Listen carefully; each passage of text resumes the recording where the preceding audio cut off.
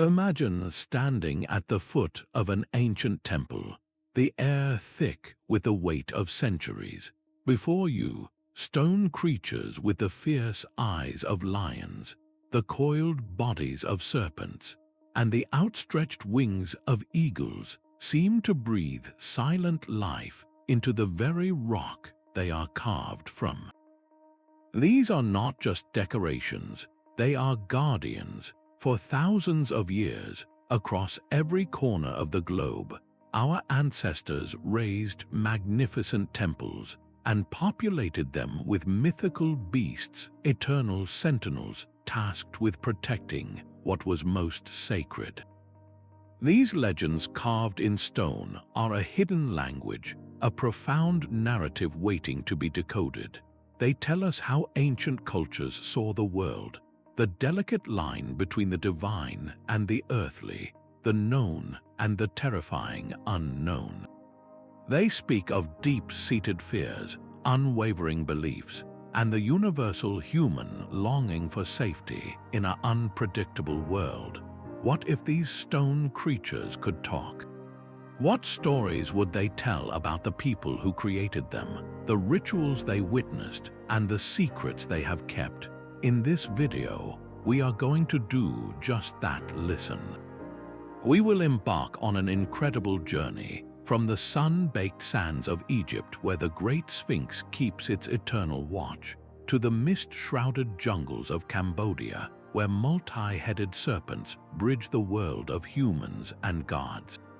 We will walk through the colossal gates of Assyrian palaces guarded by winged bulls with the faces of men, and stand before Chinese temples where paired lion dogs project an aura of unshakable power and harmony. Each of these guardians is a key, a piece of a puzzle that reveals how our forebears sought to control their destiny, honor their gods, and leave a permanent mark on the world.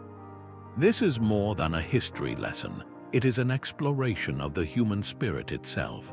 We will uncover the symbolic and practical roles these beasts played, and in doing so, we might just discover something about our own modern relationship with myth, story, and the need for something greater than ourselves to watch over us. So settle in and open your mind to the whispers of the past. Together, we will unravel the mysteries of these ancient protectors and discover the timeless truths they have been guarding for millennia.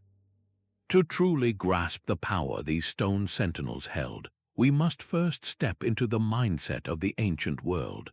For our ancestors, the universe was not a predictable, mechanical place governed by blind physical laws.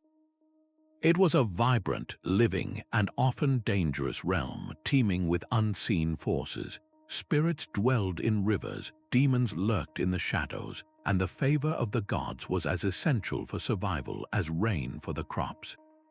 In this worldview, a temple was not merely a building, it was a nexus of immense spiritual power, a fragile point of contact between the earthly and the divine. Such a sacred space, charged with this energy, was incredibly potent but also vulnerable. It needed protection from malevolent forces that sought to disrupt the delicate cosmic balance.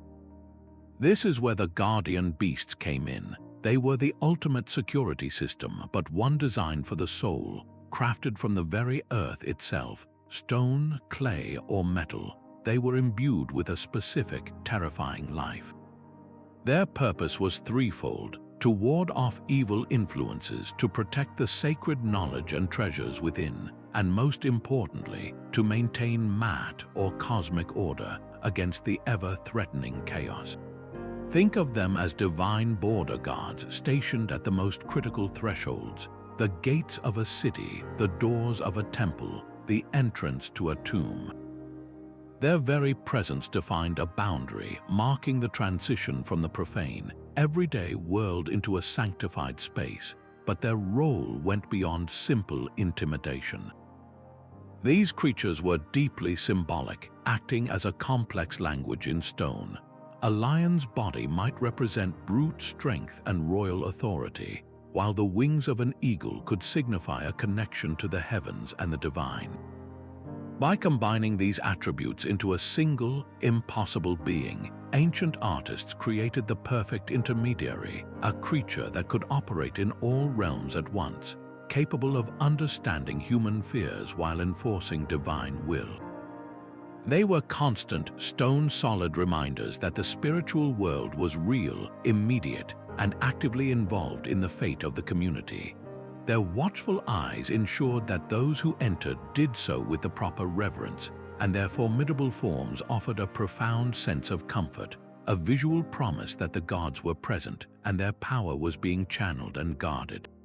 This was the profound genius of the ancient mind. They understood that to shape reality, you must first shape the story, and there was no more powerful story than that of an eternal, supernatural protector, carved in stone and standing guard for eternity. And to see this philosophy made manifest in stone, we need look no further than the most famous guardian of all time. Rising from the sands of the Giza Plateau, the great Sphinx presents a visage of serene and timeless authority. This is not a creature you would find in any natural world. It is a deliberate and profound fusion of the animal and the divine. The powerful, recumbent body of a lion, a symbol of raw, untamed strength and solar power, is crowned with the head of a human, believed by most to represent the pharaoh Khafre. This combination is the very essence of ancient Egyptian ideology. The lion's form speaks to immense physical power, the ability to dominate and protect the land from all threats, both seen and unseen. But it is the human head that elevates the creature beyond a mere beast. It represents intelligence, rationality, and the divine wisdom of the ruler. Together, they form the perfect guardian, a being with the strength to destroy and the wisdom to know what to protect. Carved directly from the living limestone bedrock around 2500 BCE, the Sphinx was not placed on the Giza Plateau. It was revealed from it, making it an eternal, inseparable part of the sacred landscape. Its primary role was crystal clear. It was positioned to face the rising sun in the east, standing eternal watch over the necropolis, the city of the dead.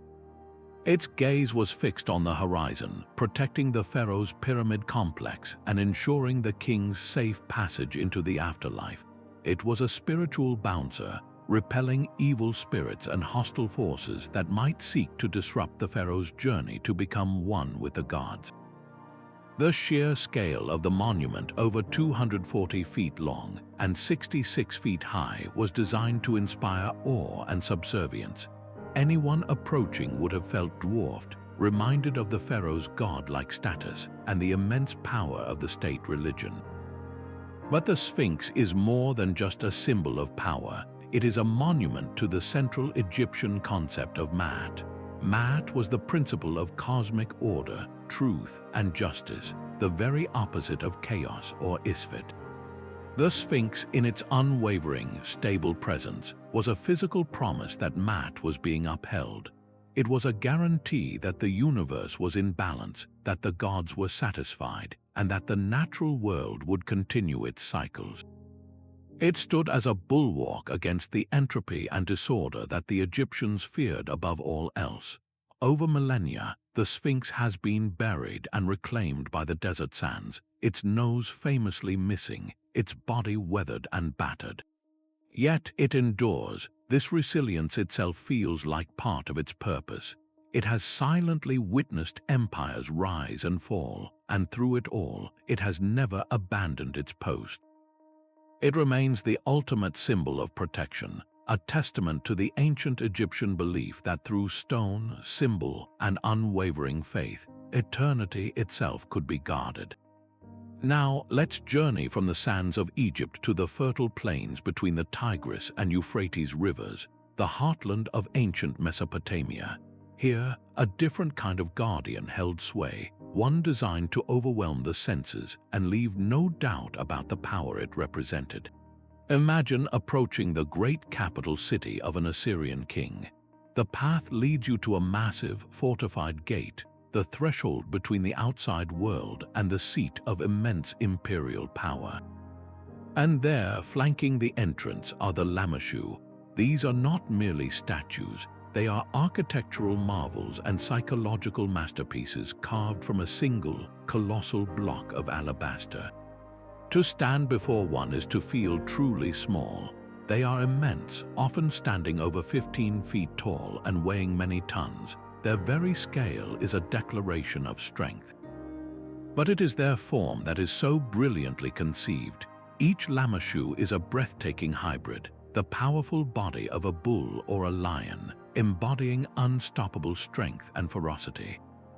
They possess the bearded head of a human king, symbolizing intelligence, wisdom, and royal authority.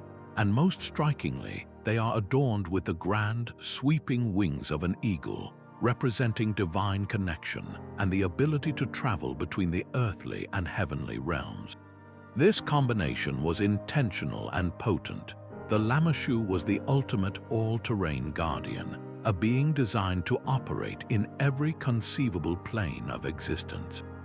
It had the brute force to crush any threat, the discerning mind to identify friend from foe, and the divine wings to appeal directly to the gods for protection. They were the ancient world's most formidable bouncers, but their job was spiritual as much as physical. Cuneiform inscriptions carved directly into their stone often invoked powerful deities like Asher or Ishtar, asking for their blessing and permanent watch over the king and his city. They were believed to be active, supernatural wards against demonic forces, sickness, and bad fortune. But the genius of the lamassu extends into the realm of artistry and perception. The sculptors carved them in very high relief and with a fascinating anatomical trick. When viewed from the front, the lamassu appears to be standing still, a serene and watchful sentinel. But take a few steps to the side, and you see that it is captured mid-stride, with 5 powerful legs, 2 seen from the front and 4 from the side. This clever perspective creates the illusion that the great beast is simultaneously at rest and in motion, forever walking forward in its duty. This was a deliberate choice to impress visitors, showing that the king's power was both stable and ever advancing. Anyone ambassador, trader, or conquered enemy passing through those gates would be left with an unambiguous message. The king who commanded such creatures to be carved was not just a man. He was a divinely appointed ruler, protected by forces beyond comprehension, and his authority was as solid and eternal as the stone from which his protectors were hewn. The lamassu were the perfect fusion of spiritual belief, political propaganda, and breathtaking artistic skill, forever guarding the line between chaos and order. From the colossal gatekeepers of Mesopotamia, we now travel east to the heart of ancient China, where a different kind of guardian pair embodies a philosophy of balanced power.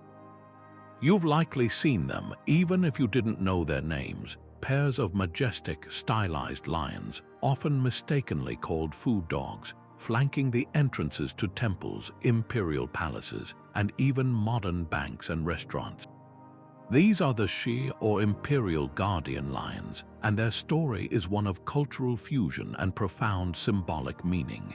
Their journey to China is itself a tale of ancient globalization.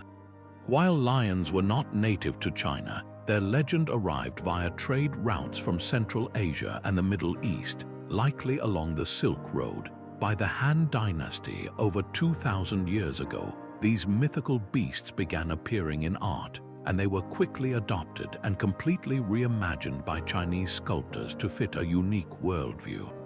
Unlike the solitary, monolithic Sphinx or the towering lamassu, the Shi are always presented as a pair, and this duality is the very core of their purpose. They represent the essential Chinese concept of yin and yang, the harmonious balance of opposing forces that creates a stable and prosperous whole. The male is always placed to the right of the entrance. He is depicted with his right paw resting triumphantly on a beautifully carved ball, which some interpret as an embroidered sphere symbolizing the world, or alternatively, the pearls of wisdom and spiritual truth. His role is to protect the structure itself and project authority over the external world. Across from him stands the female. Her left paw gently restrains a playful cub, symbolizing nurture, the continuity of the lineage, and the protection of the family within. Together, they are not just gods, they are a complete cosmic unit. He safeguards the empire while she guards the hearth. He represents active, outward power. She embodies receptive, inward care. This perfect balance was believed to create an impenetrable field of positive energy, or Kai, around a sacred space, repelling negative influences and evil spirits while attracting good fortune and prosperity. Their design is intentionally fearsome yet stylized, with bulging eyes, a wide, snarling mouth full of sharp teeth, a curly mane, and a powerfully muscular body. They are the picture of controlled ferocity. Every aspect of their appearance is meant to intimidate malevolent forces, projecting an aura of invincibility. But this fearsome exterior is always in the service of a higher purpose, harmony. Their placement was never arbitrary. By stationing them at the main gate, the most vulnerable point of any enclosure, they physically and spiritually marked the threshold. They define the transition from the chaotic, public outside world into the orderly, sacred, and private inner space. This emphasized the social and spiritual hierarchy of the site, announcing that what lay within was of immense importance and required the most potent protection available. The Shi are a beautiful example of how China integrated foreign ideas into its own rich philosophical tapestry. While their origins might lie in Buddhist traditions from India, where lions were symbols of the Buddha's royal past and his powerful teachings, they were seamlessly blended with native Taoist principles of balance and cosmic energy flow. They became uniquely Chinese, serving as stone talismans that encapsulated an entire worldview, one where power is tempered with nurture and protection is achieved through perfect, harmonious balance. Leaving the stylized guardians of China, our journey takes us into the lush, monsoon-soaked landscapes of Southeast Asia, where the guardian takes a far more fluid and dynamic form. Here, coiled around temple stairways and arching over sacred gateways, we find the Naga. This is not a beast of solid earth or soaring sky, but a powerful serpentine deity born from the very essence of water and the underworld. In the Hindu and Buddhist traditions that flourished across Cambodia, Thailand, and Indonesia, the Naga is a being of profound duality, both a fearsome protector against evil and a benevolent bestower of life, giving rain and fertility. To understand the Naga is to understand the most vital force in these ancient agrarian societies, water. The serpent's natural habitat in rivers and its sinuous, flowing shape made it the perfect symbol for this essential element. A good monsoon meant abundant crops and prosperity. A failed one meant famine and despair. The Naga, therefore, became a divine regulator of this cycle, a creature to be both revered and appeased. This connection is masterfully expressed in their architecture. Nowhere is this more breathtaking than at Angkor Wat in Cambodia. As you approach the temple's main entrance, you are flanked by a magnificent balustrade formed by a multi-headed Naga serpent, its body held aloft by a line of powerful devas or gods. This is not merely a railing, it is a symbolic bridge. You are literally walking across the body of the Naga, transitioning from the mundane world of humans into the sacred realm of the gods. It is a powerful, physical metaphor for the journey of the soul, with the Naga serving as the guardian and guide of that threshold. The number of heads a Naga possesses is itself deeply symbolic, almost always an odd number, 3, 5, 7, or 9, representing increased power, spiritual authority, and supernatural vigilance. A multi-headed Naga could watch in all directions at once, leaving no entrance unprotected from spiritual corruption or malevolent forces, but their role extends far beyond simple temple security. Legends throughout the region speak of Nagas as treasure guardians, not of gold and jewels, but of something far more precious, sacred knowledge and enlightened beings. In Buddhist lore, the serpent king Mukalinda is revered for having sheltered the meditating Buddha from a great storm, his great hoods providing protection so the Buddha could achieve enlightenment undisturbed. This story perfectly captures their dual nature, a potentially dangerous creature capable of immense violence, whose power is channeled into profound protection and nurture. These stone carvings, often weathered by the very rains they were believed to control, are a stunning reminder of how seamlessly these ancient cultures wove their natural environment, their spiritual beliefs, and their architectural genius into a single, cohesive tapestry. The Naga is the storm cloud and the river, the fearsome guardian and the compassionate protector, forever coiled in stone, ensuring the sacred balance between humanity, nature, and the divine. Now, let's set sail across the Mediterranean to the world of the ancient Greeks and Romans, where we encounter a guardian of a different character, one defined not by the weight of imperial authority, but by a fierce, untamed loyalty to the divine. The Griffin is a creature of breathtaking contradiction, a seamless fusion of the king of the beasts and the king of the skies. With the powerful, muscular body of a lion and the sharp, perceptive head and majestic wings of an eagle, it was the ultimate hybrid, a being designed to command both the earth and the heavens. Unlike the Sphinx or the lamassu, which were often colossal, static monuments, Greek and Roman artists frequently depicted the griffin in action, lunging, snarling, and locked in combat. This dynamic energy tells us something crucial about its role. This was not a passive sentinel. It was an active, aggressive, and fiercely devoted protector. Its primary domain, according to myth, was a distant, mystical land, often said to be in the mountains of Scythia, where it stood guard over vast hoards of gold. This wasn't just any treasure. This was a celestial metal sacred to the gods, and the griffin's vigilance ensured it remained pure and out of the hands of greedy mortals. This role as a treasure guardian made it the perfect symbol for protecting what a culture held most sacred. We see them carved into the friezes of temples, their watchful eyes and sharp beaks warding off any malevolent spirit that dared approach. They stand guard on elaborate sarcophagi, their presence a promise to safeguard the soul of the deceased on its journey to the afterlife, protecting it from spiritual thieves and demons that might lurk in the shadows between worlds. The griffin's connection to the sun god Apollo is particularly revealing. Apollo was the god of light, truth, prophecy, and the arts, the very essence of higher knowledge and celestial order. Griffins were sometimes shown pulling his chariot across the sky, directly linking them to the sun's life-giving and purifying power. This association transformed them from mere mythological creatures into divine agents of cosmic purity.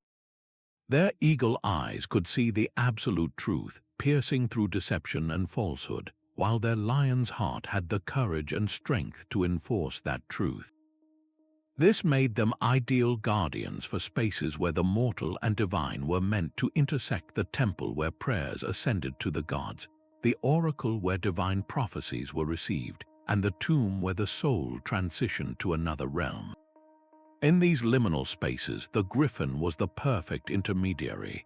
Its earthly half, the lion, was grounded in the physical world, understanding its dangers and temptations. Its heavenly half, the eagle, was connected directly to the divine will of the gods. It could operate in both spheres, enforcing a celestial law on earthly ground. The widespread adoption of the griffin from Greece into Roman art and architecture shows how this symbol of vigilant purity resonated across cultures. It wasn't about projecting the power of a single king like the lamassu, but about protecting the sacred principle itself, the idea that some things, like divine knowledge, spiritual truth, and the sanctity of the soul, are so precious they require a guardian of unmatched ferocity and unwavering loyalty. The Griffin reminds us that for the ancient Mediterranean world, true protection required both the strength to fight and the wisdom to know what was worth fighting for. What's truly astonishing is that when you step back and look at guardian beasts from cultures that had no contact with one another, you begin to see the same patterns emerge again and again. It's as if humanity, in its quest to make sense of a vast and often frightening universe, kept arriving at the same profound conclusions, expressing them through a shared symbolic language carved in stone. This language revolved around three universal pillars: immense strength, unwavering vigilance, and the sacred role of mediating between the chaotic unknown and the familiar order of daily life. These weren't just decorative ideas, they were fundamental necessities for survival, translated into myth and monument. The lion, for instance, appears as a symbol of royal power and raw courage in places as disparate as Egypt, Mesopotamia, and Persia. This wasn't a coincidence. In the ancient world, the lion was the ultimate apex predator. Its strength was undeniable, its roar terrifying. For a society seeking to project authority and safety, what better symbol could there be than the king of the beasts? It communicated a clear, non-negotiable message. This place, this ruler, is protected by a force of nature itself. But then look at the serpent, like the Naga of Southeast Asia. In many modern Western cultures, serpents are often associated with deception or danger. But in the ancient world, their symbolism was far more nuanced and powerful. A snake sheds its skin, offering a powerful metaphor for renewal, rebirth, and immortality. It moves between the world above ground and the underworld below, making it a natural messenger and mediator between realms. Its coiled form suggests potential energy, a contained power that can strike with lightning speed, embodying both danger and protection. This is why it was revered as a source of wisdom and a guardian of life-giving waters, essential for renewal and fertility. And then we have creatures of flight, like the eagle-headed wings of the lamassu or the griffin. Birds, by their very nature, transcend the earthly plane. They soar into the heavens, a place associated with the gods, the sun, and the ultimate source of order and divine law. Incorporating wings onto a guardian beast was a way of saying this protector is not just of this earth, it is blessed with celestial insight and authority. It can see things from a higher perspective, it has access to divine wisdom, and its protection is therefore sanctioned by the gods themselves. This symbolism was never arbitrary. It was a direct reflection of a culture's environment and its most pressing challenges. For the Egyptians, living on the edge of a vast, unforgiving desert, the lion's ability to dominate that harsh landscape made it the perfect emblem of pharaonic power over chaos. In Mesopotamia, an agricultural society reliant on the fertility of the land between two rivers, the bull became a potent symbol of resilience, brute strength, and vital procreative power. These societies looked to the most powerful forces in their natural world and enlisted them as spiritual allies. By decoding this universal language, we see a beautiful and profound truth about our ancestors. They were not just building walls, they were building meaning. They were using art and symbolism to negotiate their fragile place in a world filled with unseen threats, from droughts and diseases to invading armies and spiritual malaise. The guardian beast was their answer, a permanent, stone-solid declaration that they understood the forces of chaos, and they had summoned the ultimate symbols of strength, watchfulness, and divine connection to keep them at bay. This was a visual language that everyone, regardless of their literacy or station in life, could understand. It was a language of hope carved for eternity. But these stone sentinels are more than just protectors. They are profound cultural mirrors. If you want to understand the soul of an ancient civilization, don't just look at its laws or its wars. Look closely at the creatures it carved to guard its most sacred spaces. The specific form a guardian beast takes, its posture, its very essence, is a direct reflection of what that society valued most deeply, what it feared most profoundly, and how it viewed humanity's place in the cosmos. This is where the fascinating divergences begin. In ancient Egypt, the guardian was the Sphinx, a fusion of lion and pharaoh. This wasn't a random artistic choice. It was a monumental statement of their core belief system. The pharaoh was a living god, the sole intermediary between the people and the divine, and his power was the only force capable of maintaining order, or mat, against the ever-encroaching chaos of the desert. The Sphinx's primary duty was to protect the pharaoh's journey to the afterlife, highlighting an overwhelming cultural preoccupation with immortality and the world to come. Their entire civilization was, in a sense, oriented toward death and rebirth, and their guardian reflects that singular focus. Now, contrast that with the imperial guardian lions of China. While they also project immense power, their meaning is rooted in a completely different philosophy. They are always presented in a balanced pair, male and female. This is a direct expression of the harmonious duality of yin and yang, a concept central to Taoist thought. The male protects the external structure and the state, while the female nurtures the internal family and lineage. Their purpose is to attract positive energy, or kai, and ensure cosmic balance and prosperity for the living community. Here, the emphasis isn't on a single divine ruler's afterlife, but on the harmonious functioning of the family and the state within the natural order. Travel to the grand Hindu temples of India and you'll encounter a different type of sentinel altogether, the Dwarapalas. These are not hybrid animals but powerfully built, multi-armed humanoid figures, often adorned with weapons and wearing expressions of fierce concentration.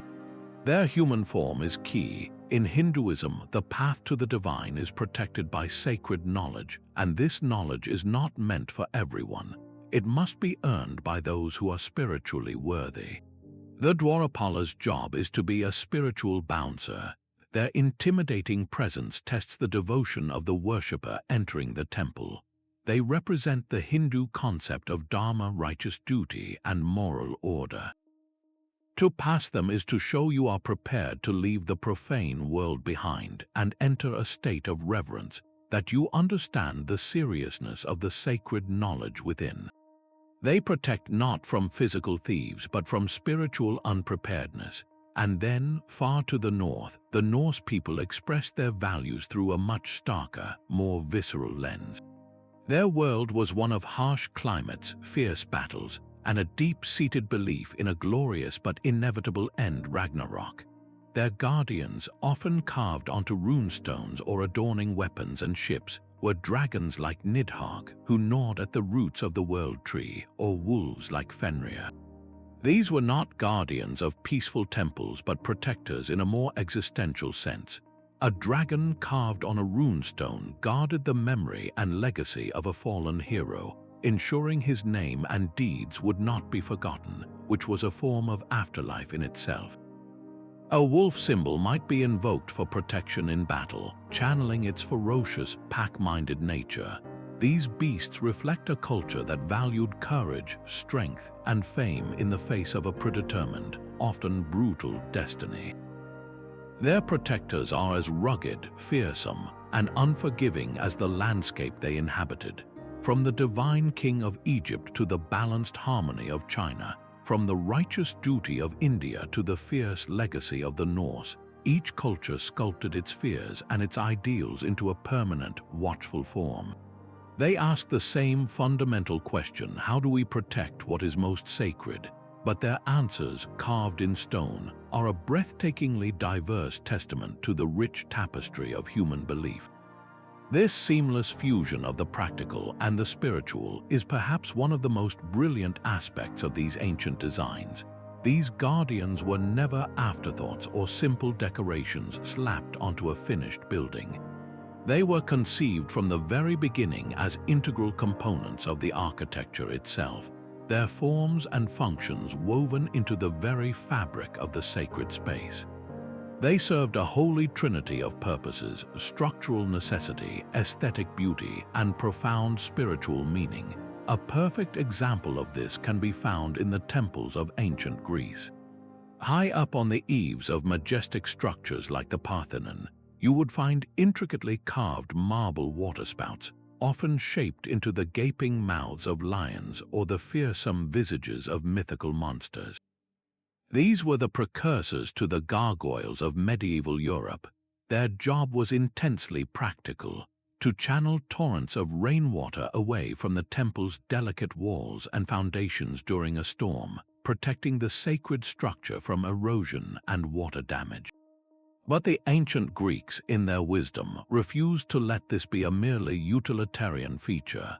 By shaping these spouts into the forms of powerful, protective beasts, they transformed a simple drain pipe into an active spiritual defender. As the rainwater gushed from the creature's mouth, it was as if the temple itself was purifying the elements, spitting out not just water but any negative energy or evil influence that dared to approach. It was a constant, functioning reminder that even the most mundane aspects of the building were engaged in its protection.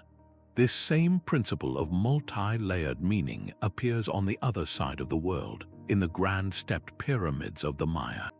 Here, the central stairway ascending the temple was not just a path for priests and rulers. It was a conceptual bridge between realms. Flanking these stairs were often enormous, carved stone serpents, their bodies undulating along the balustrades. During the equinoxes, a play of light and shadow would create the stunning illusion of a massive serpent slithering down the pyramid's side, connecting the temple's summit, the realm of the gods, with the earth below. This was architecture as a cosmic engine, and the serpent guardian was the vital conduit, making the connection between the human and the divine visible and tangible. This thoughtful placement was absolutely crucial. These beasts were almost universally stationed at liminal spaces, the points of transition and potential vulnerability. They guarded gates and doorways, the literal thresholds between the outside world and the inner sanctum. They were positioned at corners, the architectural points where two walls meet and where, in many belief systems, spiritual energy could leak or malevolent forces could gather. By placing a guardian at these junctures, ancient architects were spiritually reinforcing their structures, creating a continuous, unbroken line of protection that encompassed the entire sacred precinct. This was a masterclass in design thinking, where every element, from the grandest column to the smallest waterspout, was imbued with multiple layers of purpose. The result was an environment that was not only stunningly beautiful and impressively durable, but also psychologically and spiritually overwhelming. A worshipper moving through such a space would be guided and guarded at every step, their experience shaped by an architecture that spoke directly to the soul, telling them through stone and symbol that they were now in a place where heaven and earth met, forever watched over by silent, stone-born sentinels. But these magnificent stone sentinels were not frozen in time. Their forms and functions shifted dramatically across the centuries, evolving in lockstep with the cultures that created them. This evolution is a fascinating visual timeline of humanity itself, charting our changing fears, our shifting beliefs, and our ever-transforming relationship with the divine. In the earliest empires, like Assyria, the guardian beast was a tool of raw imperial power. The lamassu was designed to be terrifyingly realistic. You could almost feel the strain of its massive muscles, hear the whisper of its stone feathers. Its purpose was immediate and visceral: to project the king's invincibility and intimidate any rival or enemy who approached the city gates. This was protection through overwhelming force, a reflection of a world where physical threats were constant, and the state's authority was asserted through sheer, monumental scale. There was little abstraction here. The power was meant to be direct and undeniable. Then, as we move into the classical world of Greece and the Hellenistic period, a subtle but profound shift occurs. The guardian beast begins to transform from a blunt instrument of power into a more refined symbol. Look at the Greek Griffin. While still fierce, it becomes more stylized, its form leaning into elegance and symbolic meaning. It's less about mimicking a real creature and more about representing an idea, the union of earthly strength and heavenly wisdom. This reflects a society engaging in complex philosophy, exploring ideas of ideal forms and abstract virtues. The art becomes less about intimidating an enemy and more about illustrating a philosophical concept, protecting not just a physical space but an intellectual and spiritual ideal. The most dramatic evolution, however, comes with the rise of monotheism in medieval Europe. The ancient polytheistic world, where gods could take animal forms and directly manifest in their creatures, began to fade. In its place rose Christianity, with a single, omnipotent God who transcended the natural world. So what happened to the guardian beasts? They didn't disappear, they were baptized. They found a new home perched high atop the soaring Gothic cathedrals, transformed into the grotesques and gargoyles we know today. Their purpose remained protection. They were still believed to ward off evil spirits, but their symbolism underwent a complete overhaul. They were no longer viewed as manifestations of a god. Instead, they became symbols of the evil and sin that the church protected the faithful from. A gargoyle might be a demon, now frozen in stone, defeated by the sanctity of the church it adorned. Its grotesque face served as a warning to the pious below. This is the fate of sin, and this holy place is your refuge from it. The practical function remained, with many serving as waterspouts, but the spiritual narrative had flipped entirely. This journey from the lamassu to the gargoyle tells a much larger story about us. It shows a movement from external, physical threats to internal, moral ones. The fears evolved from armies and demons at the gate to the more abstract, but no less terrifying, dangers of sin and spiritual corruption. The guardian beast adapted, becoming a mirror for each era's unique anxieties. Even in the Renaissance and beyond, they continued to evolve, appearing in more decorative roles on secular buildings, symbolizing wisdom, strength, or civic pride, slowly shedding their overt supernatural roles while retaining their powerful symbolic resonance. This continuous adaptation proves their enduring power. They were never just superstition. They were a fundamental language for expressing the things we value and the things we fear the most, a language that we kept speaking in new dialects for thousands of years. Yet these stone guardians were far from silent statues confined to the background. They were dynamic, living participants in the spiritual heartbeat of their communities, called upon in rituals and ceremonies that animated their stone forms with purpose and power. This was where myth stepped off the pedestal and into the lived experience of the people. In ancient Egypt, the Great Sphinx was not a passive monument to be admired from a distance. Priests would perform elaborate ceremonies at its base, chanting incantations and making offerings to awaken its divine essence. These rituals were specifically designed to ensure the Sphinx remained a vigilant sentry, actively repelling chaotic forces and safeguarding the pharaoh's spirit on its perilous journey to the afterlife. The statue was a conduit, a focal point where the divine will of the sun god Ra could be channeled and directed through ceremony. This transformed the Sphinx from a symbol of protection into an active agent of it, its power renewed and amplified with every ritual performed at its pause. This concept of the guardian as an active ritual participant takes on an even more intense and visceral form in the ancient civilizations of Mesoamerica. For the Maya and the Aztecs, the jaguar was the ultimate symbol of nocturnal power, a creature that moved effortlessly between the world of the living and the spirit realm. Stone sculptures of jaguars, often depicted with gaping mouths and fierce expressions, were central to some of the most significant and dramatic ceremonies. They were not merely observers. In bloodletting rituals performed by royalty, a noble would pierce their own tongue or earlobe, allowing precious blood to fall onto bark paper or into a ceremonial bowl. This blood, the most sacred of all offerings, was then burned as an offering.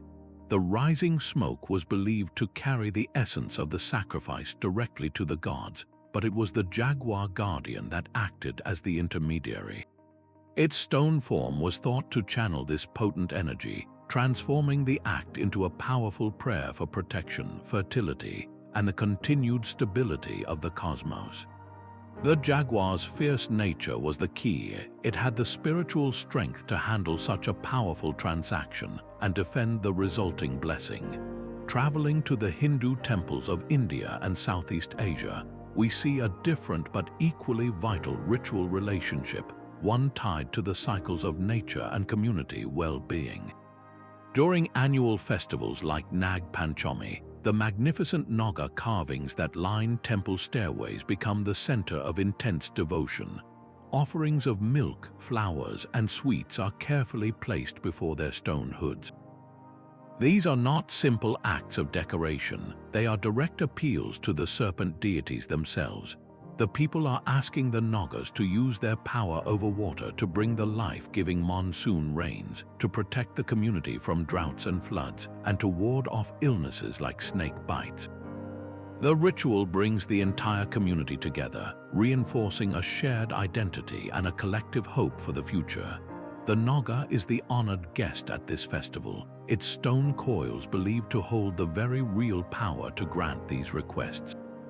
This practice beautifully illustrates how guardian beasts were woven into the fabric of daily life and seasonal change, their presence a constant reassurance that the community was not facing the uncertainties of nature alone.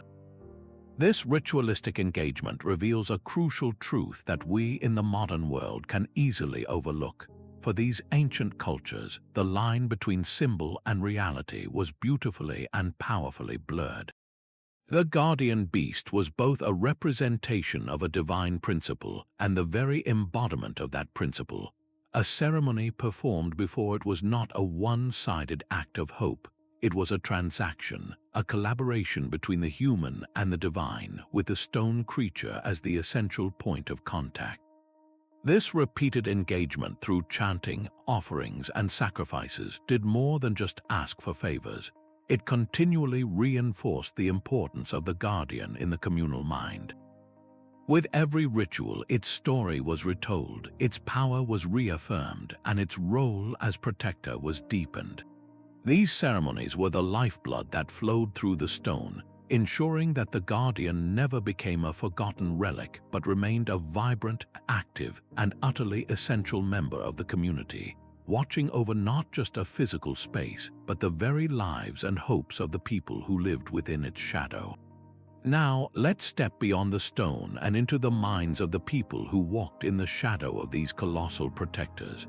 To truly understand their power, we must consider the psychological experience of an ancient worshipper approaching a temple guarded by such a being. This was not a passive viewing. It was a carefully choreographed emotional journey designed by the architects to evoke very specific feelings, a potent mix of security, overwhelming awe, and profound humility. Imagine you are a farmer or a merchant in ancient Assyria, summoned to the capital on business. You've heard tales of the king's power, but nothing prepares you for the reality of approaching the city gates. And there, flanking the entrance, are the lamassu. These aren't just big statues, they are colossi towering over you, their stone eyes seeming to track your every move. Their sheer scale is the first assault on your senses. You are physically dwarfed, made to feel insignificant in their presence. This immediate feeling of smallness is the first step in a psychological process. You are being reminded in the most direct way possible that you are entering a realm of power far greater than your own. This isn't just the king's palace, it is a space touched by the divine, and you are merely a guest, permitted to enter under the watchful gaze of its supernatural sentinels. That feeling of being small is quickly accompanied by a strange, dual sensation, intimidation and safety. The snarling mouth, the powerful muscles, the readiness in its stance. Every detail of the lamassu is engineered to signal a fearsome capacity for violence. It is a clear warning: bring no ill intent here, but for the respectful visitor, that same ferocity transforms into a promise. If this creature can so effectively threaten enemies, then it can surely protect you, an ally, from any harm. This is the genius of the design. It simultaneously repels potential threats and welcomes those who come in good faith, making you feel both cautious and comforted. This emotional manipulation was absolutely intentional. Ancient architects were masters of environmental psychology long before the term existed. They understood that belief is not just taught, it is felt. The architecture, with a guardian beast as its centerpiece, was a machine for manufacturing faith. By controlling the physical experience of approach, the daunting walk toward the gate, the craning of your neck to see the beast's face, the echo of your footsteps in the imposing silence, they could directly shape your internal state. You didn't just learn that the king had divine authority, you felt it in your bones. You didn't just hear that the temple was a sacred space, you experienced its sacredness through a visceral reaction of reverence and fear. This shared emotional experience was a powerful tool for social cohesion. Everyone, from the highest priest to the lowest laborer, underwent the same psychological journey when they entered the temple grounds. They all felt the same awe, the same humility, the same reassurance of divine protection. This created a collective identity, a unified community bound together not just by shared laws, but by shared myth and a shared emotional response to the symbols of their culture. The guardian beast was the focal point of this shared experience. It was the common reference point that said, "We are all protected by this, we all revere this." This power watches over all of us.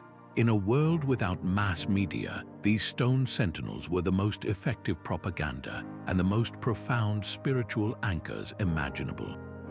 They quieted individual doubts and amplified collective belief, ensuring that every person who passed beneath their gaze left with a reinforced sense of their place in a well-ordered, divinely protected universe. But the story of these guardians extends far beyond the spiritual and into the fiercely political. For the rulers who commissioned them, these magnificent stone creatures were far more than objects of devotion. They were masterful tools of propaganda, carefully crafted instruments designed to broadcast a single, unwavering message. My power is absolute, my authority is divine, and to challenge me is to challenge the very order of the universe itself. This was statecraft carved in stone, a non-verbal language of control that every subject, whether literate or not, could instinctively understand. In the grand ceremonial complex of Persepolis, the seat of the vast Persian Empire, the Apadana Palace stands as a testament to this calculated messaging. Here, elaborate stairway reliefs depict row upon row of representatives from across the empire, bringing tribute to the enthroned king. But woven throughout these scenes of submission are powerful, recurring images of lions battling bulls. This was not random animal combat. This was a layered political allegory. The lion, representing the king and the power of the Persian monarchy, is shown eternally triumphant over the bull, a symbol of chaos, rebellion, and the untamed forces of nature. The message to every visiting dignitary and every subject was crystal clear. Your ruler possesses the strength and ferocity of the king of beasts, and he will always overcome any threat to his divinely ordained order. It was a promise of stability for those who obeyed and a stark warning to those who might consider defiance. This sophisticated blending of myth and political power was a strategy employed by empires across the globe. The Roman emperors, keenly aware of the need to legitimize their rule, consistently associated themselves with the eagle. This was no ordinary bird. It was the sacred creature of Jupiter, king of the gods, the ultimate symbol of Roman military might and divine favor. By placing eagle motifs and standards on their temples, coins, and military banners, they were making a direct visual claim. They were not just political leaders, they were the chosen representatives of Jupiter on Earth, their authority flowing directly from the highest power in the Roman pantheon. To question the emperor's command was not just treason, it was sacrilege. This seamless fusion of the religious and the political was the genius of ancient propaganda. A ruler couldn't just claim to be powerful, they had to demonstrate that their power was a fundamental, non-negotiable part of the cosmic framework. By physically aligning themselves with these mythical protectors, leaders were essentially commissioning their own divine endorsements. The guardian beast became a kind of celestial character witness, its imposing presence testifying to the ruler's unique qualifications to protect and lead. For the average person living under these regimes, the psychological impact was profound. Walking through a city gate flanked by colossal lamassu or paying taxes with coins stamped with an imperial eagle, you were constantly surrounded by the iconography of power. These images reinforced a specific hierarchy every single day, normalizing the ruler's supreme status and making it feel as permanent and unchallengeable as the stone itself. They created a world where the king's authority was not just accepted but expected, woven into the very fabric of daily life and spiritual belief. This strategic use of art reveals a cold, practical truth behind the beauty. While these carvings are undeniably magnificent achievements of artistry and engineering, they were also weapons of perception. They were designed to manage reality, to shape how people saw their world and their place within it.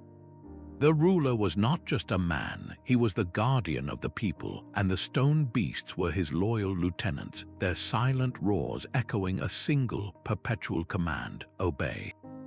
And yet, these ancient guardians did not simply fade into history with the civilizations that created them.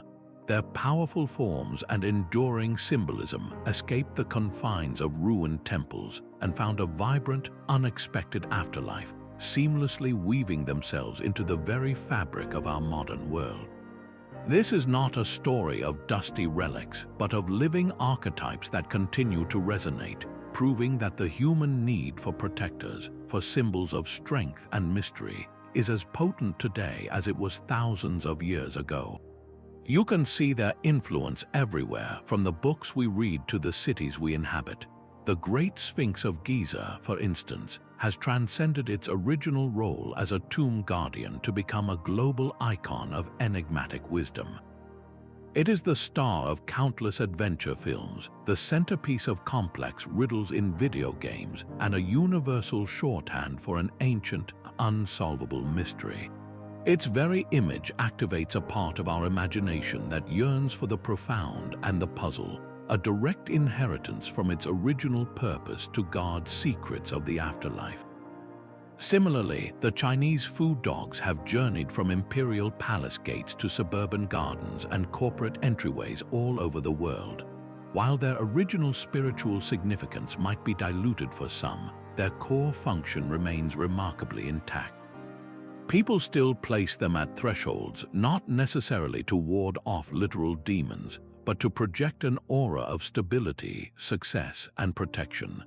They are a decorative nod to an ancient philosophy of balanced energy, their stylized ferocity now guarding against modern anxieties and inviting prosperity.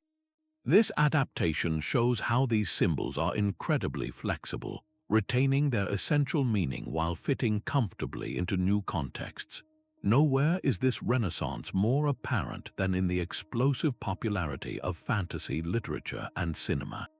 The dragons of Westeros in Game of Thrones, the majestic eagles of Middle-earth in The Lord of the Rings, the griffins and hippogriffs of the Harry Potter universe, these are not inventions from whole cloth. They are direct descendants of our ancient guardian beasts, repackaged for a contemporary audience. They still embody the same core ideals. The dragon hoards its treasure and represents nearly unstoppable power. The eagle serves as a noble ally and messenger, and the Griffin remains a fiercely loyal guardian of the sacred. Our enduring fascination with these creatures in fantasy speaks to a deep, perhaps subconscious, recognition of their original roles. We are still telling the same stories, we've just changed the medium. But the influence goes far beyond entertainment and decor. Look at the national emblems and military insignia of nations around the globe. The American eagle, with its fierce gaze and outstretched wings, is a direct parallel to the Roman aquila, a symbol of national strength, vigilance, and freedom. Military units adopt the names and images of wolves, lions, and dragons to embody the ferocity and camaraderie they wish to project. Even in the corporate world, companies use these ancient motifs to build their brand identity. A financial institution might use a bull to symbolize market strength and resilience, while a security firm might use a watchful griffin in its logo to promise unwavering protection. This is the most fascinating evolution of all, the translation of mythical power into commercial and institutional trust. These ancient beasts have become a visual language for communicating values like stability, power, and security in an instant. They work because their symbolism is pre-loaded, carrying millennia of cultural weight. We see the lion and we think of courage. We see the eagle and we think of vision and authority, without needing a single word of explanation. This continuous thread, stretching from the stone gates of Nineveh to the silver screen and the skyscraper logo, reveals something fundamental about the human psyche. We have never stopped creating and utilizing guardian beasts. We may have traded stone for digital pixels and bronze, and our temples may now be our homes, our nations, and our virtual worlds, but the need remains. These enduring forms satisfy a deep, timeless desire for safety, for meaning, and for a connection to a symbolic order larger than ourselves. They remind us that while our world has transformed beyond recognition, the stories we tell to navigate it, and the protectors we imagine to guide us, are part of an unbroken chain stretching back to the very dawn of civilization. Just when we think we have the full measure of our ancient ancestors, the earth itself offers up new secrets, forcing us to rewrite the history books and reconsider the very origins of these protective symbols.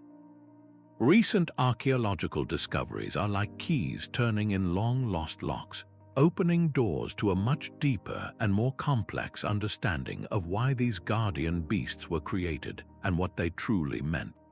Each new find peels back another layer, revealing that the impulse to carve protective beings into stone is far older, and the engineering behind it far more sophisticated than we ever previously imagined. One of the most staggering revelations comes from a hilltop in southeastern Turkey at the site known as Göbekli Tepe. This is not a pyramid or a classical temple. It is something far more ancient and mysterious. Dating back an almost incomprehensible 11,600 years to the very dawn of the Neolithic period, Göbekli Tepe predates Stonehenge by 6 millennia and the Great Pyramid by a staggering 7,000 years. Here, our hunter-gatherer ancestors, who we once believed were capable of little more than basic survival, erected a vast complex of stone circles, and at the heart of these circles they placed massive T-shaped limestone pillars, each weighing many tons. But these are not blank monoliths. They are covered in intricate, high-relief carvings. And what did these first artists choose to depict? A menagerie of powerful, dangerous, and protective animals. We see foxes, snakes, wild boars, and fierce birds of prey, all carved with a startling clarity and purpose. These are not simple hunting scenes or decorative doodles. The animals are often depicted in aggressive, confrontational poses, as if standing guard over the sacred space. This changes everything. It pushes the timeline for the concept of guardian beasts back thousands of years earlier than anyone thought possible. It suggests that the human need to give tangible form to protective spiritual forces, to mark a sacred space with the image of a powerful creature, is not a product of advanced civilization, but one of its fundamental building blocks. This was a spiritual revolution carved in stone, happening at the very moment humanity was first learning to farm and settle, revealing that the guardian beast was there at our very beginnings, watching over us from the start. Meanwhile, on the other side of the world, technology is allowing us to see ancient temples in an entirely new light, literally. In the dense jungles of Mexico and Guatemala, archaeologists are using a revolutionary technology called LiDAR, which stands for light detection and ranging. This involves flying a specially equipped aircraft over the jungle canopy, which then fires millions of laser pulses toward the ground. These pulses penetrate the thick vegetation and bounce back, allowing computers to create an incredibly detailed, three-dimensional map of the ground surface below, effectively digitally stripping away the trees to reveal the hidden landscape. And what these maps have revealed beneath the familiar Mayan temples of places like Tikal and El Mirador is nothing short of breathtaking. Vast, sprawling cities far larger than anyone suspected, with networks of roads, reservoirs, and thousands of previously unknown structures. But for our story of guardian beasts, the magic happens when this technology is brought down to the ground level. High-resolution laser scanners are now used to meticulously map the intricate carvings on temple facades, revealing details that have been eroded by time and obscured by centuries of grime. At the famous Temple of Kukulkan at Chichen Itza, these scans have enhanced our understanding of the serpent guardians that adorn the stairways. We can now see with pristine clarity how the play of light and shadow during the equinoxes was not a happy accident, but a precisely engineered astronomical alignment. The scans confirm the exact angles of the carved serpent heads and the steps, showing how the Maya architects possessed a profound understanding of mathematics, astronomy, and visual psychology to create the illusion of the feathered serpent Kukulkan slithering down from the heavens to earth. This was architecture as a living, functioning calendar and a divine spectacle, with the serpent guardian acting as the dynamic bridge between the celestial and the terrestrial. It transforms these carvings from static art into a sophisticated mechanical and spiritual device, proving that the ancient Maya didn't just carve guardians, they engineered them to actively participate in the cosmic order, their stone forms coming to life with the movement of the sun itself. What ties these disparate discoveries together, from the oldest temples in Turkey to the jungles of Central America, is a dawning appreciation for the sheer intellectual and engineering prowess of these ancient cultures. The builders of Göbekli Tepe, without metal tools or even pottery, quarried, shaped, and transported 20-ton pillars, displaying a level of social organization and technical skill that we are only beginning to comprehend. Their choice to cover these pillars in guardian animals speaks to a sophisticated symbolic language, a way of encoding their beliefs and fears into a permanent communal record. Similarly, the Maya astronomers and engineers who calculated the precise angles for their serpentine light shows were applying a complex understanding of geometry and seasonal cycles that rivals our own. They were not primitive people worshipping simple idols. They were brilliant scientists and artists using their knowledge to create experiences that reinforced their worldview and connected their community to the rhythms of the universe. Their guardian beasts were the centerpieces of this incredible intellectual achievement. Every new discovery, whether from a dig site or a laser scan, humbles us. It reminds us that the surface has only been scratched, that these stone sentinels have been keeping their most profound secrets for millennia. They stand as a permanent challenge to our modern arrogance, silently waiting for us to develop the tools and the wisdom to finally ask the right questions and understand the full depth of the message they were built to guard. While our journey has taken us through the grand stone temples of mighty empires, we must now turn our gaze to a more intimate, yet equally powerful, source of this ancient wisdom, the shamanic traditions that have flourished across the globe for millennia. Here, the concept of the guardian beast is not carved in stone but is instead felt in the heartbeat, seen in the mind's eye, and summoned through sacred song.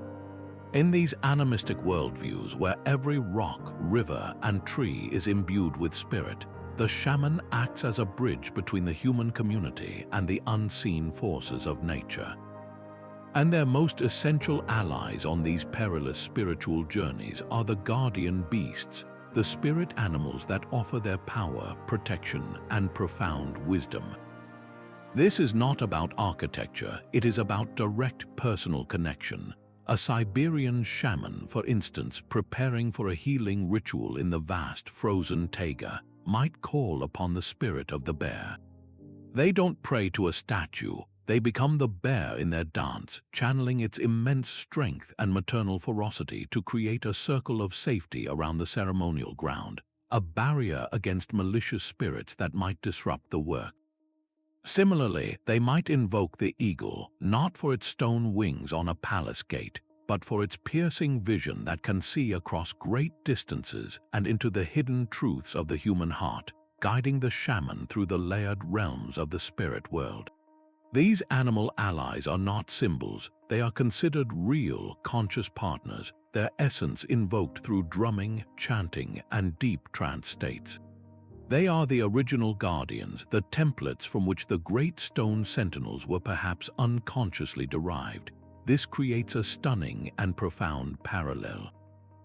When we look at the stone Nagas coiled around a Cambodian temple or the lion-bodied Sphinx gazing across the Egyptian desert, we are not just looking at art.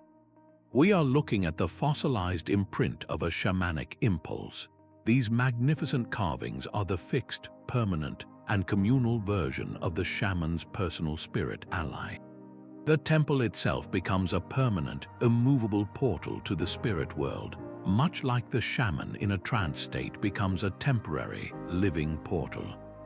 And just as the shaman requires powerful protectors to guard their journey, so too does this sacred architectural portal require its own eternal sentinels.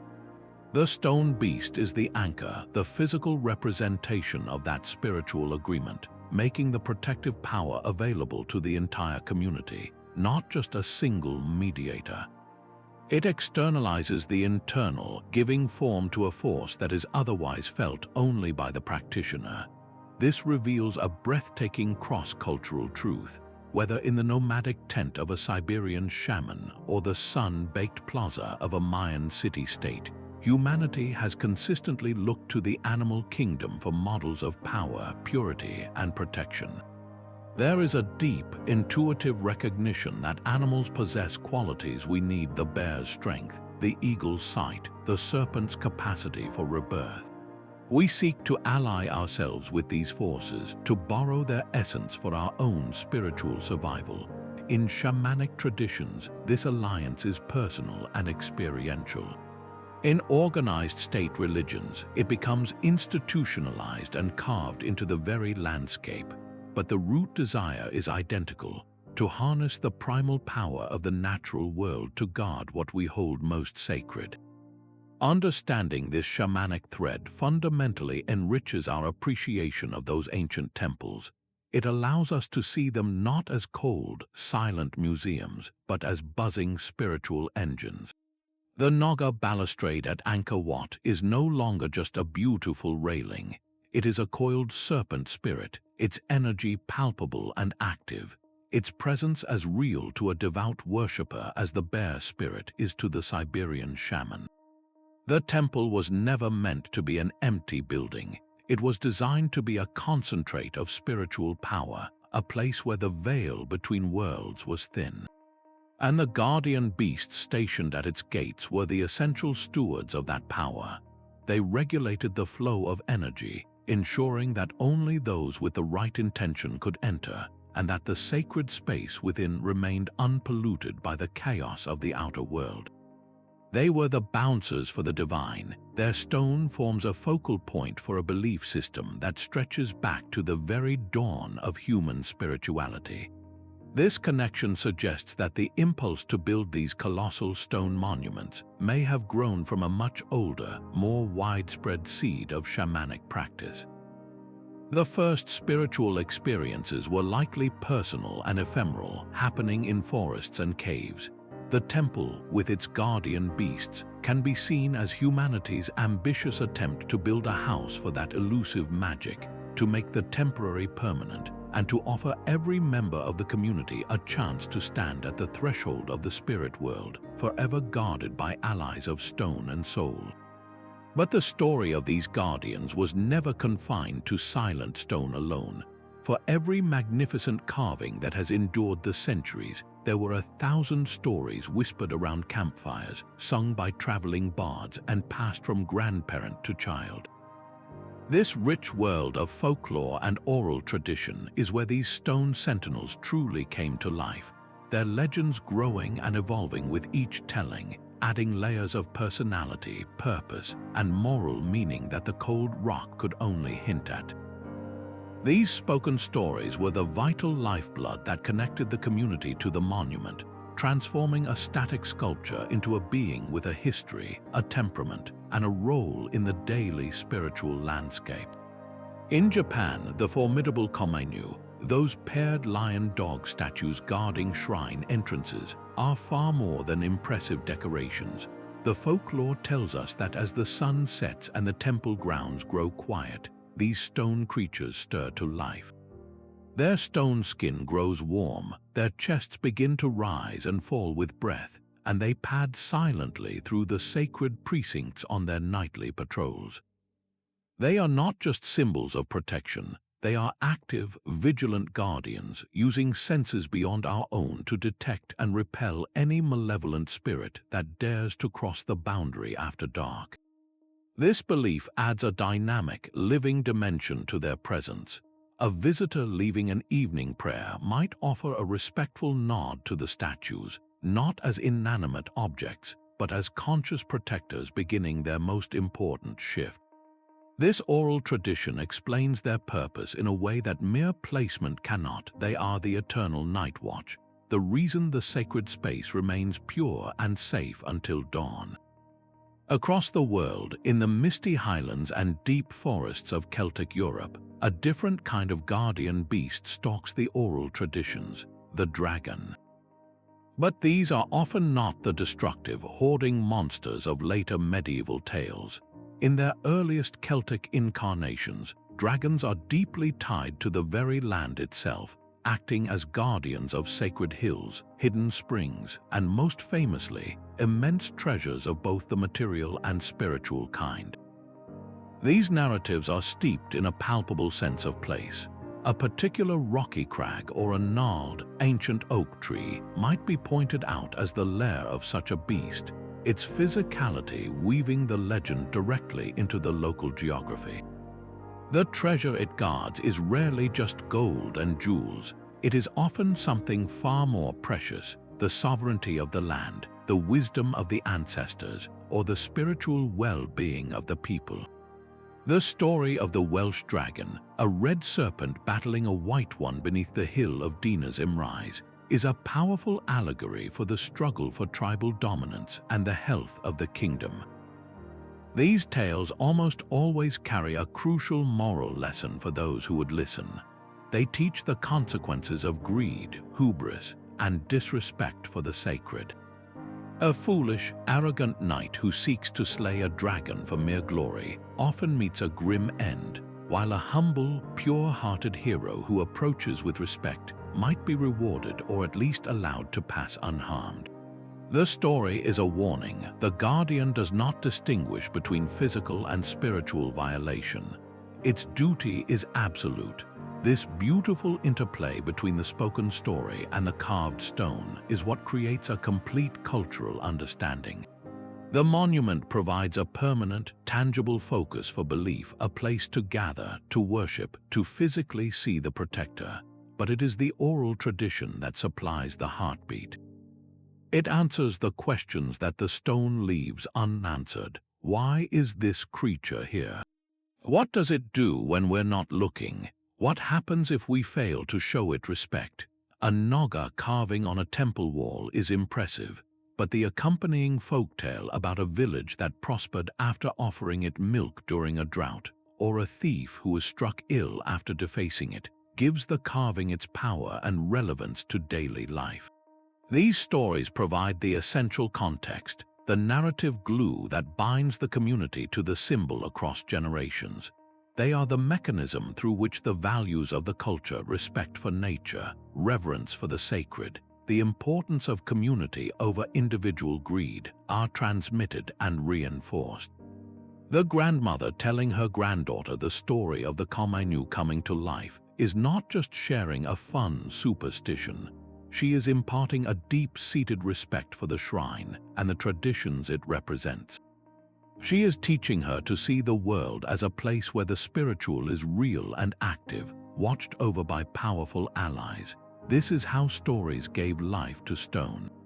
The carvings provided the stage, but the folklore provided the epic, ongoing play performed upon it. Together, they form an inseparable pair, a rich tapestry of cultural memory where art and narrative intertwine to create something far more resilient and enduring than either could be alone, a shared identity, forever guarded by beasts of legend and stone. To truly appreciate these stone sentinels, we must move beyond what they are and understand how they were brought into being. The creation of a guardian beast was a monumental undertaking, a sacred collaboration between the artist's vision and the unyielding resistance of stone. This was not a simple act of carving. It was a technological and spiritual marathon that began deep within the earth itself. Before a single chisel could touch the surface, teams of highly skilled quarry workers had to locate and extract the perfect block. This was a science in itself. In Egypt, for the Great Sphinx, they didn't merely transport stone to a site. They revealed the guardian directly from the living bedrock of the Giza Plateau, carving down into the limestone to free the form they believed was already sleeping within the rock. For other sculptures, choosing the right stone was a decision that would echo for millennia. Granite and basalt were prized for their incredible durability, their hard, crystalline structures resisting erosion and standing defiant against time. But this strength came at a cost. Shaping these immensely hard stones with the relatively soft copper tools available to ancient artisans was a feat of almost unimaginable patience and skill. They couldn't simply carve it away, they had to systematically fracture it, using wooden wedges that were soaked with water to expand and slowly split the rock, and then pounding away with stone hammers and copper chisels, they would rough out the basic form. The real magic, however, happened in the finishing. To smooth these rugged surfaces and achieve the fine details of a snarling mouth or intricate feathers, artisans employed a technique called abrasion. They used sand, a material abundantly available, as their sandpaper. By rubbing harder stones like quartz or dolerite against the sculpture's surface with wet sand as a grinding agent, they could slowly, painstakingly wear the stone down to a flawless finish. This was a process that could take years, even decades, for a single large statue. Every curve of a muscle, every fold in a wing, was won through relentless, dedicated labor. The artistic approach varied dramatically across cultures, each developing a unique style that reflected their worldview and technical genius. In India, the goal was not to create a standalone statue, but to bring the very walls of the temple to life. Sculptors became masters of high and low relief carving. On the outer walls of temples like those at Khajuraho or Mahabalipuram, you can see this philosophy in action. The stone seems to breathe with figures. Multi-armed deities and fierce guardian Dwarapalas emerge from the flat stone background, their limbs dynamically posed as if caught in a moment of cosmic dance or battle.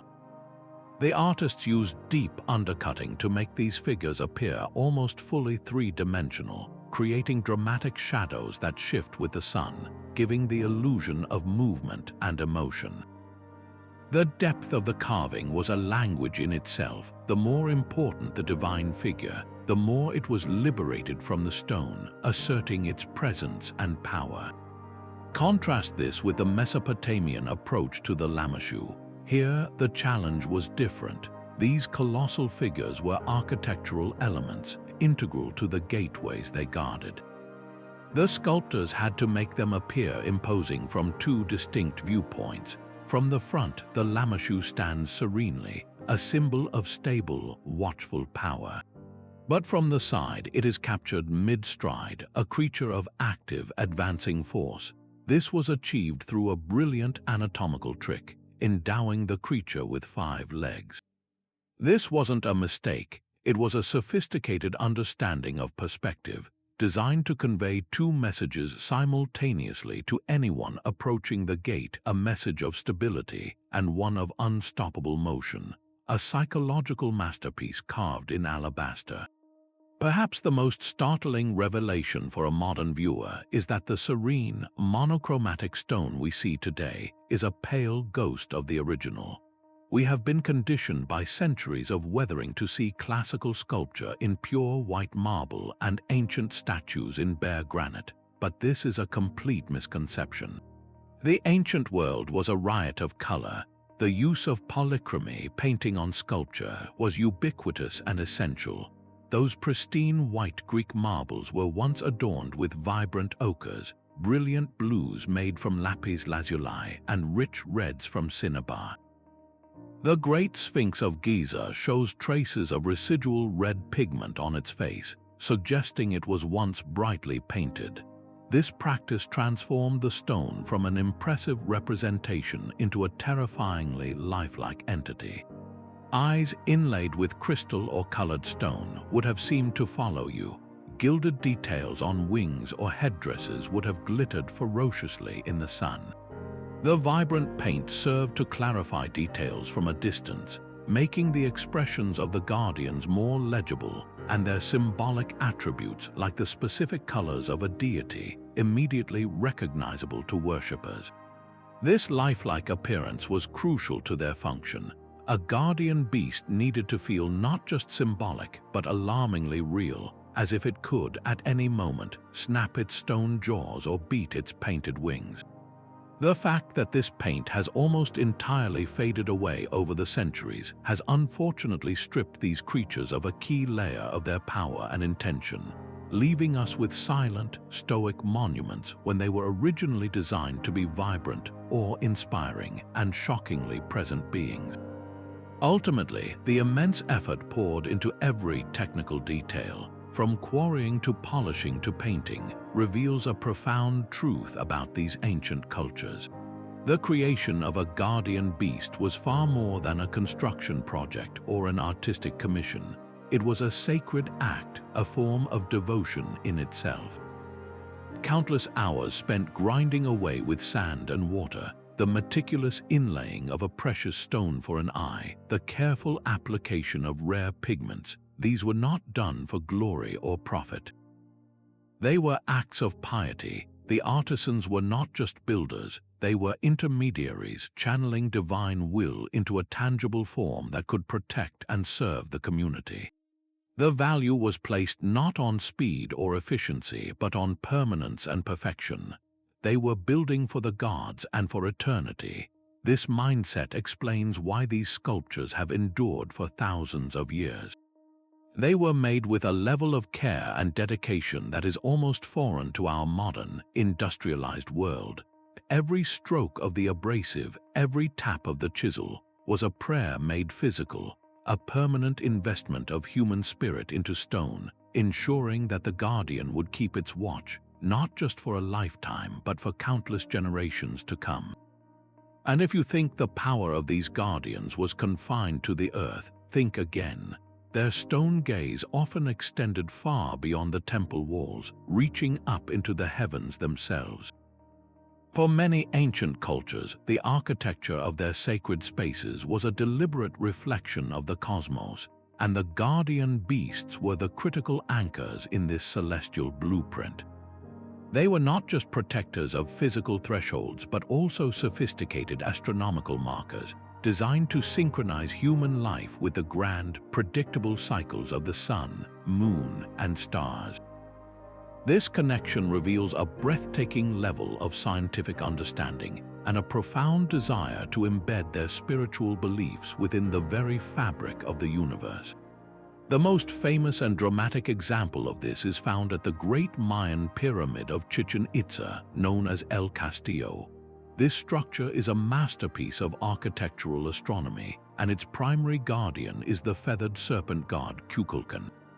On the spring and autumn equinoxes, a stunning transformation occurs. As the sun sets, the stepped corner of the pyramid casts a series of triangular shadows down the northern balustrade. These shadows interact with the carved stone serpent heads at the base, creating the undulating illusion of a massive snake slithering down from the sky to earth. This was no happy accident. It was a precisely calculated event, a piece of public theater engineered by Mayan astronomers and architects to mark the change of seasons. The descending serpent symbolized the god Kukulkan's descent to the earthly plane, bringing with him the rains essential for agriculture and renewal. The guardian beast, in this instance, became an active participant in a cosmic event, its stone form bridging the gap between the human and the divine, the terrestrial and the celestial, in a spectacle that reinforced the entire community's connection to the natural world. This practice of aligning guardians with the heavens was a global phenomenon. In ancient Egypt, the great Sphinx's primary orientation is due east, directly facing the rising sun on the equinoxes. This alignment connected it to the solar cult of Ra, the king of the gods, and reinforced its role as a guardian of cyclical rebirth and order. But the astronomical connections run even deeper. Some compelling theories suggest that the Sphinx's gaze may have been locked onto specific stars. Around the time of its construction, the constellation we know as Leo would have risen heliacally, meaning just before the sun, in the eastern sky during the spring equinox. The Sphinx, with its lion's body, would have appeared to be gazing directly at its own celestial counterpart, the lion in the sky, creating a powerful symmetry between the earthly and the heavenly. This wasn't just symbolic poetry, it was a form of sacred science. The stars were the ultimate map for the Egyptian afterlife. The pharaoh's soul was believed to journey to the imperishable stars, particularly those in the northern sky that never set, to live eternally with the gods. By orienting their tombs and their guardians toward these specific celestial markers, the Egyptians were creating a permanent stone pathway for the soul to follow, ensuring the pharaoh's successful transition. The Sphinx, therefore, was more than a protector of the tomb. It was a divine compass, its stony eyes fixed on the destination of the soul's final, greatest journey. This intricate weaving of astronomy and architecture reveals a fundamental truth about these ancient worldviews. They did not see a separation between the spiritual and the scientific. The temple was designed as a microcosm, a small, perfect model of the universe. Its walls defined the sacred space, just as the horizon defined their world, and the guardian beasts positioned at its corners and gateways were the equivalents of the constellations that guarded the celestial realms. By aligning these stone sentinels with solar, lunar, and stellar events, ancient priests and kings were doing more than just telling time. They were actively participating in the maintenance of cosmic order. A solstice ceremony performed as the sunlight hit a specific point on a carved lion was an act of sympathetic magic, a way of ensuring the sun would continue its cycle, that the seasons would turn, and that chaos would be held at bay. The guardian beast was the linchpin in this entire system. It was the fixed point, the reliable marker that translated the infinite, often intimidating, scale of the cosmos into a human-sized ritual that could be understood, repeated, and relied upon. They transformed the vast, impersonal clockwork of the heavens into an intimate, spiritual dialogue, ensuring that every prayer, every offering, and every ceremony was performed in perfect harmony with the rhythm of the universe itself. These powerful symbols of protection were never destined to remain within the borders of their birthplaces. They became some of the ancient world's most influential cultural exports, traveling vast distances along the same bustling trade routes that carried silk, spices, and precious metals. This movement of ideas reveals a stunning truth. The ancient world was far more interconnected than we often imagine, and the need for a divine protector was a language that transcended every barrier of language and custom. As these guardian beasts journeyed, they did something remarkable. They adapted. They were not simply copied, they were translated, absorbing local flavors and beliefs to create breathtaking hybrid forms that tell a story of cultural conversation happening across thousands of miles and hundreds of years. Consider the journey of the lion as a symbol of guardianship. In ancient India, lions were associated with the Buddha himself. He was sometimes referred to as the lion of the Shakya clan, and his teachings were said to be as powerful as a lion's roar. This made the lion a natural guardian for sacred Buddhist sites. Stone sculptures of lions began appearing on Ashokan pillars and at the entrances to early stupas around the 3rd century BC. But how did this Indian symbol become the Chinese food dog or the Japanese komainu? The answer lies in the Silk Road. As Buddhist monks and missionaries traveled this network of routes, they carried their faith and its art. The lion, a creature not native to East Asia, arrived in China as a potent but foreign religious symbol. Chinese artisans, masters of adaptation, looked at this strange beast and began to reimagine it. They blended the concept with elements from their own mythology, perhaps drawing from ancient tales of mythical beasts like the Zizhai. Over centuries, the realistic Indian lion gradually transformed into the more stylized, powerful, and often mythical-looking she, or food dog, we recognize today, its form perfectly harmonizing with Chinese principles of balance and cosmic energy. This same creature then traveled further, reaching Japan by at least the 8th century, where it evolved once again into the komainu, often depicted with a single horn and a more canine-like appearance, reflecting its own unique cultural context. This pattern of adaptation is a testament to the fluidity of myth. A symbol's power wasn't diminished by change. Its meaning was enriched and expanded as it was folded into new worldviews. We see a parallel story in the westward journey of the Greek Griffin. This majestic hybrid with the body of a lion and the head and wings of an eagle was a staple of Greek mythology, a fierce guardian of gold and a companion to the gods. As Greek culture spread through trade and conquest, first with the Etruscans in Italy and later throughout the Roman Empire, the griffin was eagerly adopted.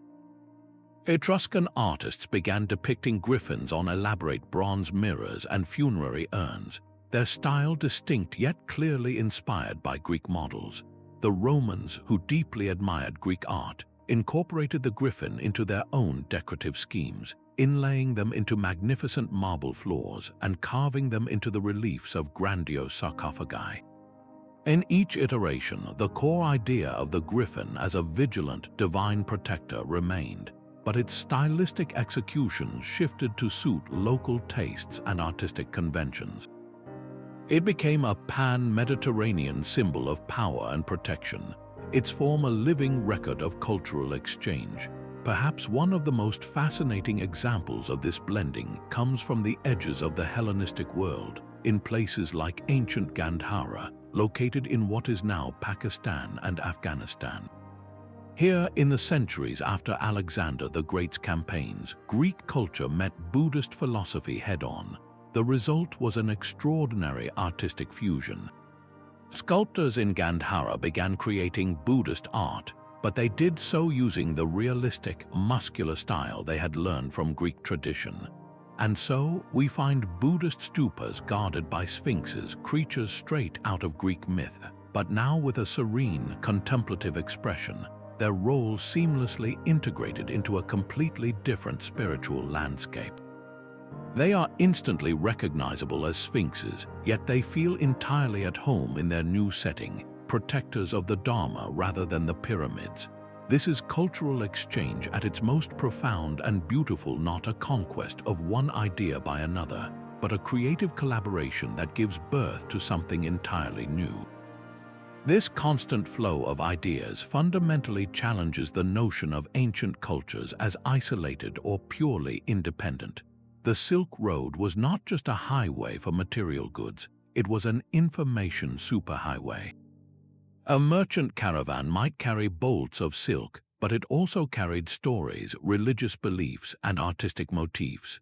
A trader from Parthia might see a stone lion at a Buddhist monastery in northern India, and later describe it to a sculptor back home, who would then interpret it through his own cultural lens. An ambassador from Rome might be given a gift adorned with a griffin motif from a Greek city-state, introducing the symbol to a new elite audience. This is how guardian beasts became global citizens. Their movement demonstrates that the human imagination has always been porous and receptive. A good idea, a powerful symbol, a compelling story, these were commodities as valuable as any spice, and they were traded just as freely. The interconnectedness of the ancient world meant that an artistic innovation in Persia could eventually influence a sculpture in China, and a mythological theme from India could find a new home in Japan. This ongoing dialogue enriched everyone involved, creating a shared, if diverse, visual language of protection.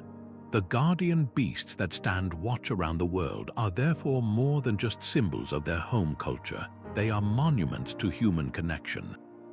They remind us that our ancestors were curious, adaptable, and forever engaged in a conversation with the wider world.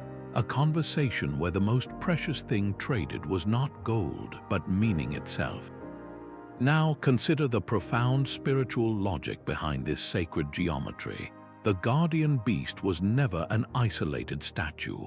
It was a vital node in a vast energetic network. In Hindu temple architecture, this concept is governed by the ancient principles of Vastu Shastra, a science of construction that is deeply intertwined with the flow of universal energy. The entire temple is conceived as a symbolic representation of the cosmos, a microcosm designed to mirror the macrocosm. At the very heart of this design is the Sanctum Sanctorum, the Garbhagriha or womb chamber, which houses the main deity. Radiating out from this sacred center are a series of concentric squares and precise geometric patterns. The guardian figures, the Dwarapalas, are then meticulously positioned. They are not placed randomly at the door. They are stationed at the specific cardinal and intercardinal points of the temple's outermost square, the boundary between the sacred enclosure and the profane outer world. This placement is calculated to harness and stabilize the energies believed to flow from these different directions. A guardian facing east, the direction of the sunrise and new beginnings, might have a different symbolic attribute than one facing north. Their fierce expressions and powerful weapons are not just for show, they are visual tools for cutting through chaotic or negative energies, ensuring that only positive, sattvic vibrations flow inward toward the deity. The entire structure, with its guardians as sentinels, becomes a tuned instrument, resonating with a specific spiritual frequency designed to elevate the consciousness of everyone who enters. This masterful use of architecture as a spiritual technology is not unique to the East. Travel to the soaring Gothic cathedrals of medieval Europe, and you will find a different but equally sophisticated geometric system at play. While the underlying philosophy is Christian, the execution reveals a parallel understanding of how to use form to manipulate spiritual experience. The cathedral floor plan itself is a giant cross, orienting the building on an east-west axis towards the Holy Land. The architecture pulls the worshipper's gaze and spirit upward towards the heavens through the use of towering spires, ribbed vaults, and vast stained glass windows. And perched high upon this stone symphony of light and faith are the gargoyles and grotesques. Their seemingly chaotic and frightening forms are anything but random. They are strategically placed at key architectural points where energy was believed to gather or become stagnant, particularly at the corners of buildings, and most importantly, at the ends of the complex system of gutters and waterspouts. From a practical standpoint, they channel rainwater away from the delicate stonework, protecting the physical structure from erosion. But from a symbolic and energetic perspective, they perform a crucial spiritual function. They are placed at these high, projecting points to act as lightning rods for negative energy. The belief was that evil spirits traveled in straight lines. The grotesque forms of the gargoyles would confuse and trap these malignant forces, while the waterspouts would then literally wash them away from the sacred building, purifying the space below. Their positioning was a calculated part of the cathedral's defense system, a way of geometrically defining and protecting the sanctified space within from the chaotic influences without. What unites these vastly different traditions, the Hindu temple and the Gothic cathedral, is a profound shared insight that consciousness is not separate from our environment. The ancient architects were masters of environmental psychology, though they would not have used that term. They intuitively understood that the spaces we inhabit directly affect our mental, emotional, and spiritual states. A long, dark hallway induces a different feeling than a vast, sun-domed room. By applying sacred geometry, the golden ratio, precise alignments with solstice sunrises, mandala-based layouts, they were intentionally designing experiences. They were constructing environments that would naturally quiet the mind, focus attention, and induce a state of awe and reverence. The guardian beasts are the powerful punctuation marks in this architectural sentence. They are the exclamation points that highlight the most important transitions. You feel their presence as you pass from the bright, noisy outside world into the cool, dim, and fragrant interior of a temple. You sense their watchfulness as you move from the nave of a cathedral, where the congregation gathers, toward the altar, the most holy space. They are the psychological triggers that signal you are now crossing a threshold. Shift your awareness, prepare to encounter something greater than yourself. Their placement ensures that the transition is not merely physical, but a full-bodied psychological journey. This incredible attention to detail reveals a level of intention in these ancient designs that we are only beginning to fully appreciate with modern science. We now have studies in fields like neuroarchitecture that show how ceiling height can affect creative thinking, or how natural light can improve well-being.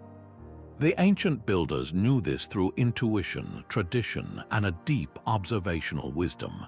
They knew that to create a true sanctuary, a place where the human spirit could connect with the divine, every single element had to work in concert. The guardian beast was the keystone in this sacred blueprint.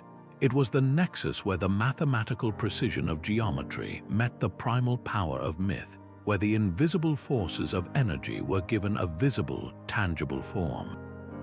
They were not just protecting the temple from spiritual thieves, they were active participants in the temple's primary function, to be a machine for transcendence, a carefully calibrated instrument designed to harmonize the individual human soul with the eternal, celestial realms.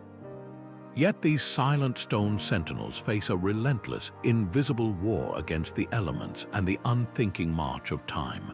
The very air we breathe now carries enemies they were never designed to withstand. Acid rain, a byproduct of modern industrial pollution, acts like a slow, corrosive poison, eating away at the delicate features of a lamassu's stone feathers or the serene smile of a foo dog.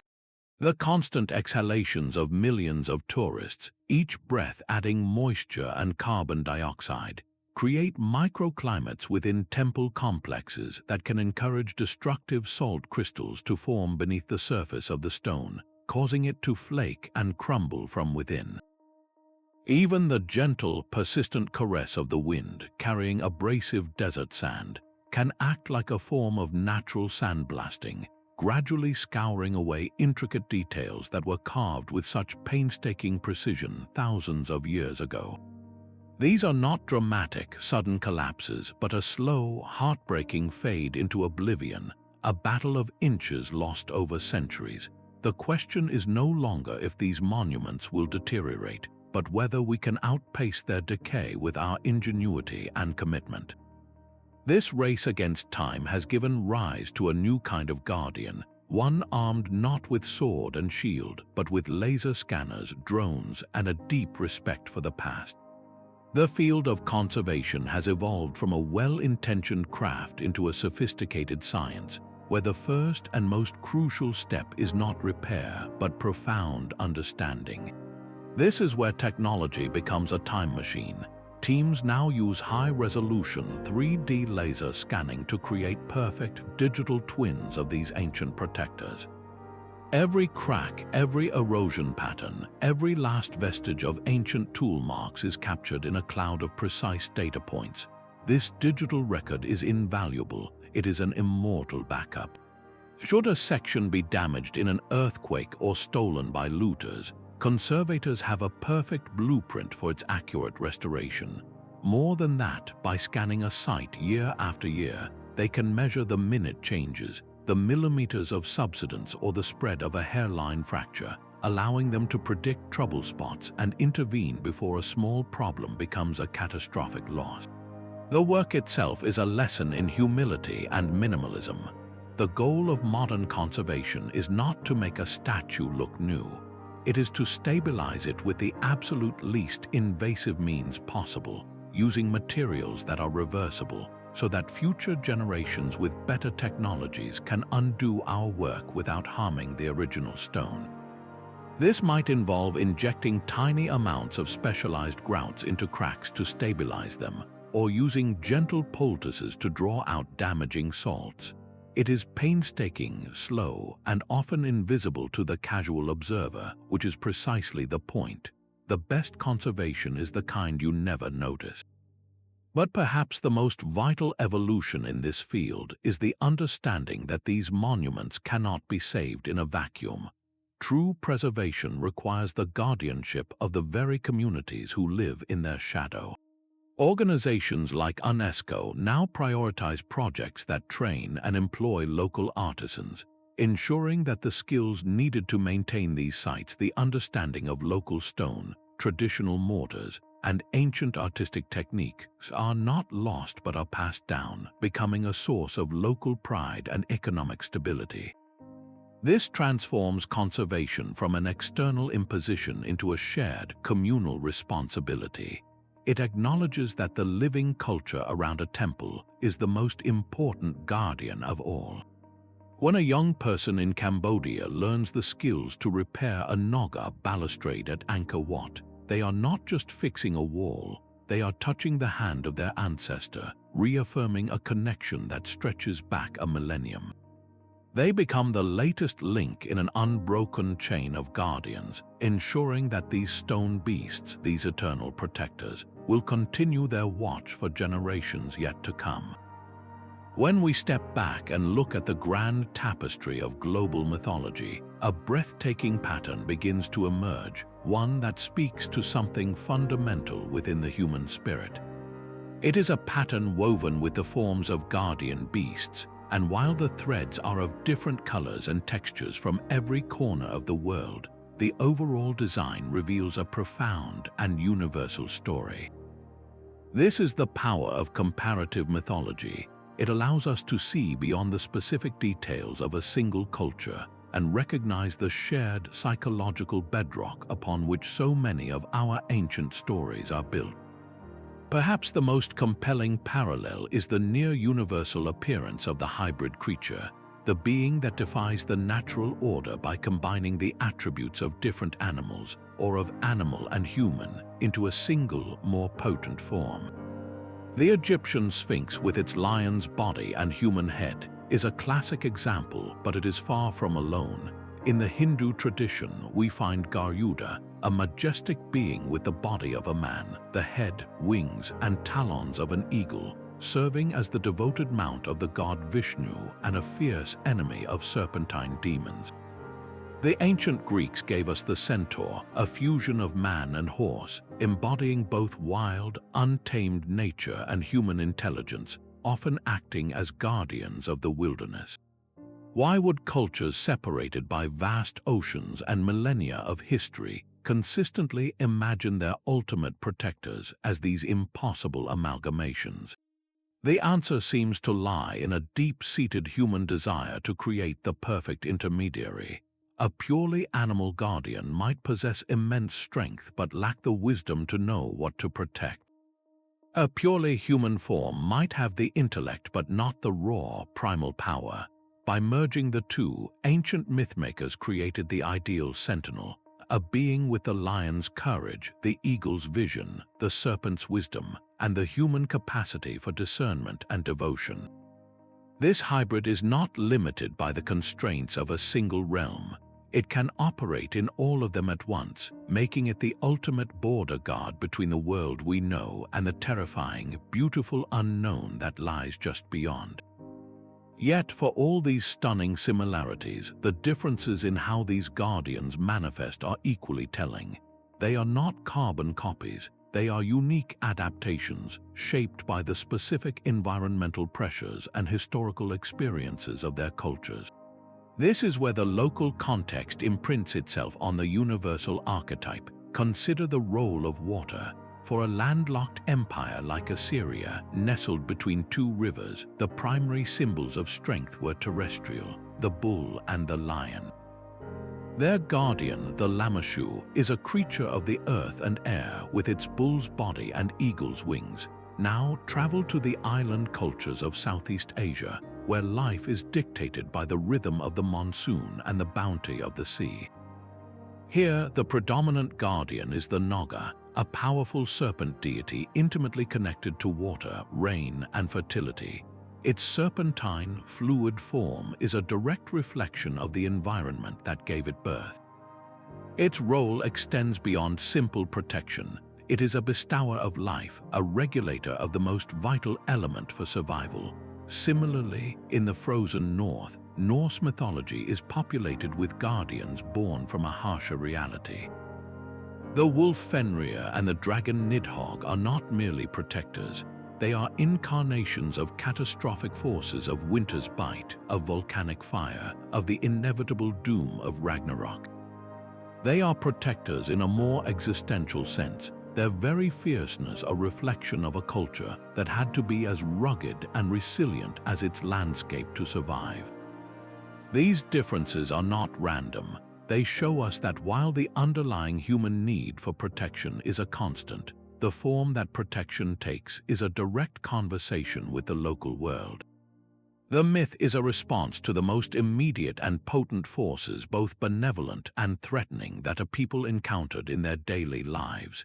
This beautiful interplay between the universal and the particular offers us a far richer understanding of human nature than either perspective could provide alone.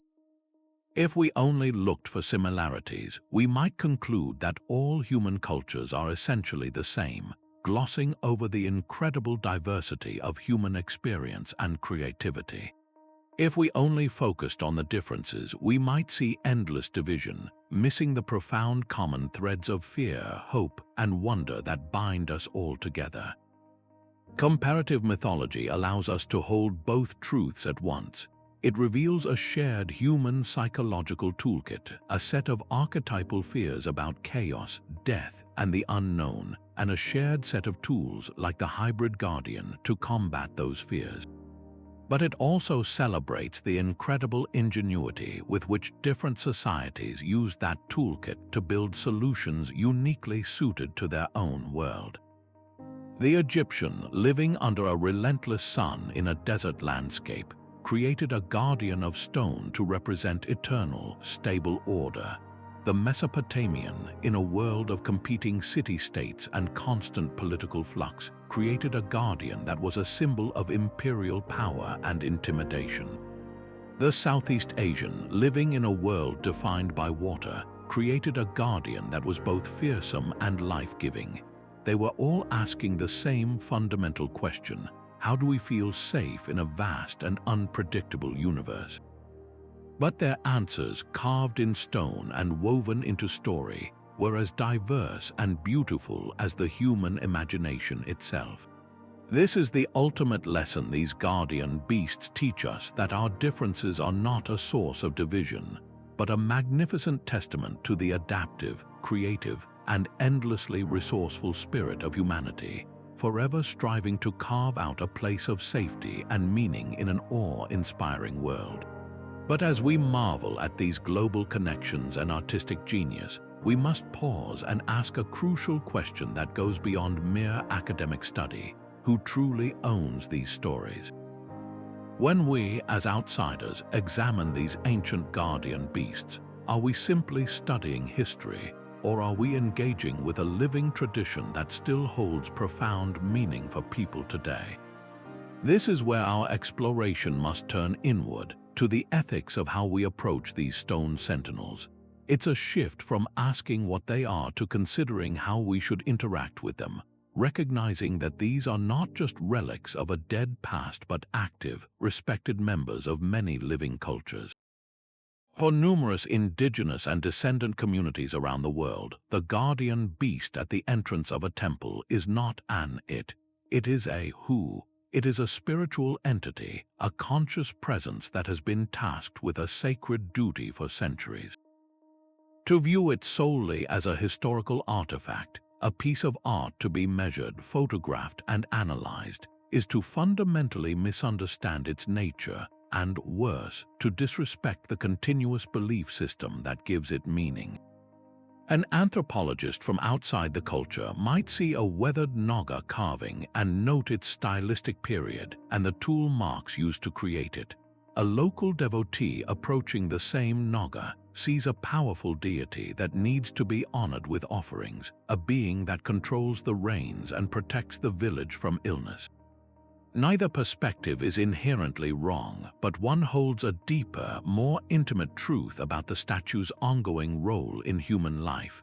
The ethical approach to study, therefore, begins with humility. It requires us to set aside the assumption that our scientific, external viewpoint is the only valid one.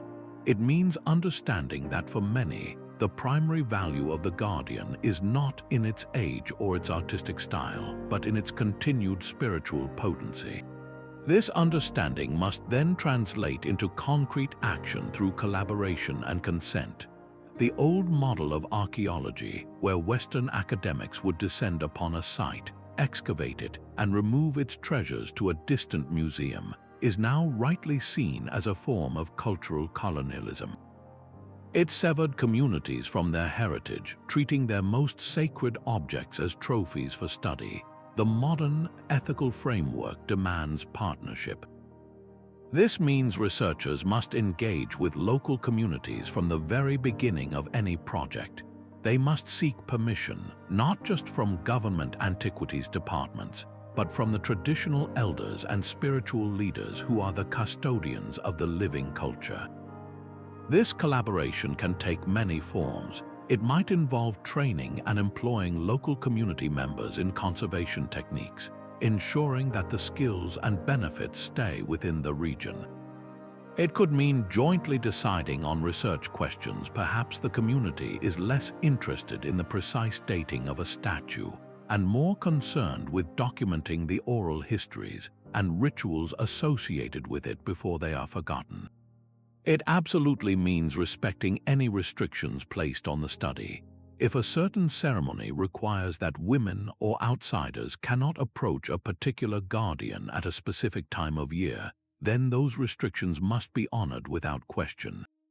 This isn't about hindering research, it's about conducting research in a way that does no harm and actually strengthens the cultural fabric it seeks to understand. The beautiful reward for this respectful approach is a far richer, more nuanced, and more accurate understanding of the guardian beasts themselves. When we open ourselves to insider knowledge, we gain access to layers of meaning that are completely invisible to the outside eye. A conservator might notice that a particular part of a statue is more worn than others.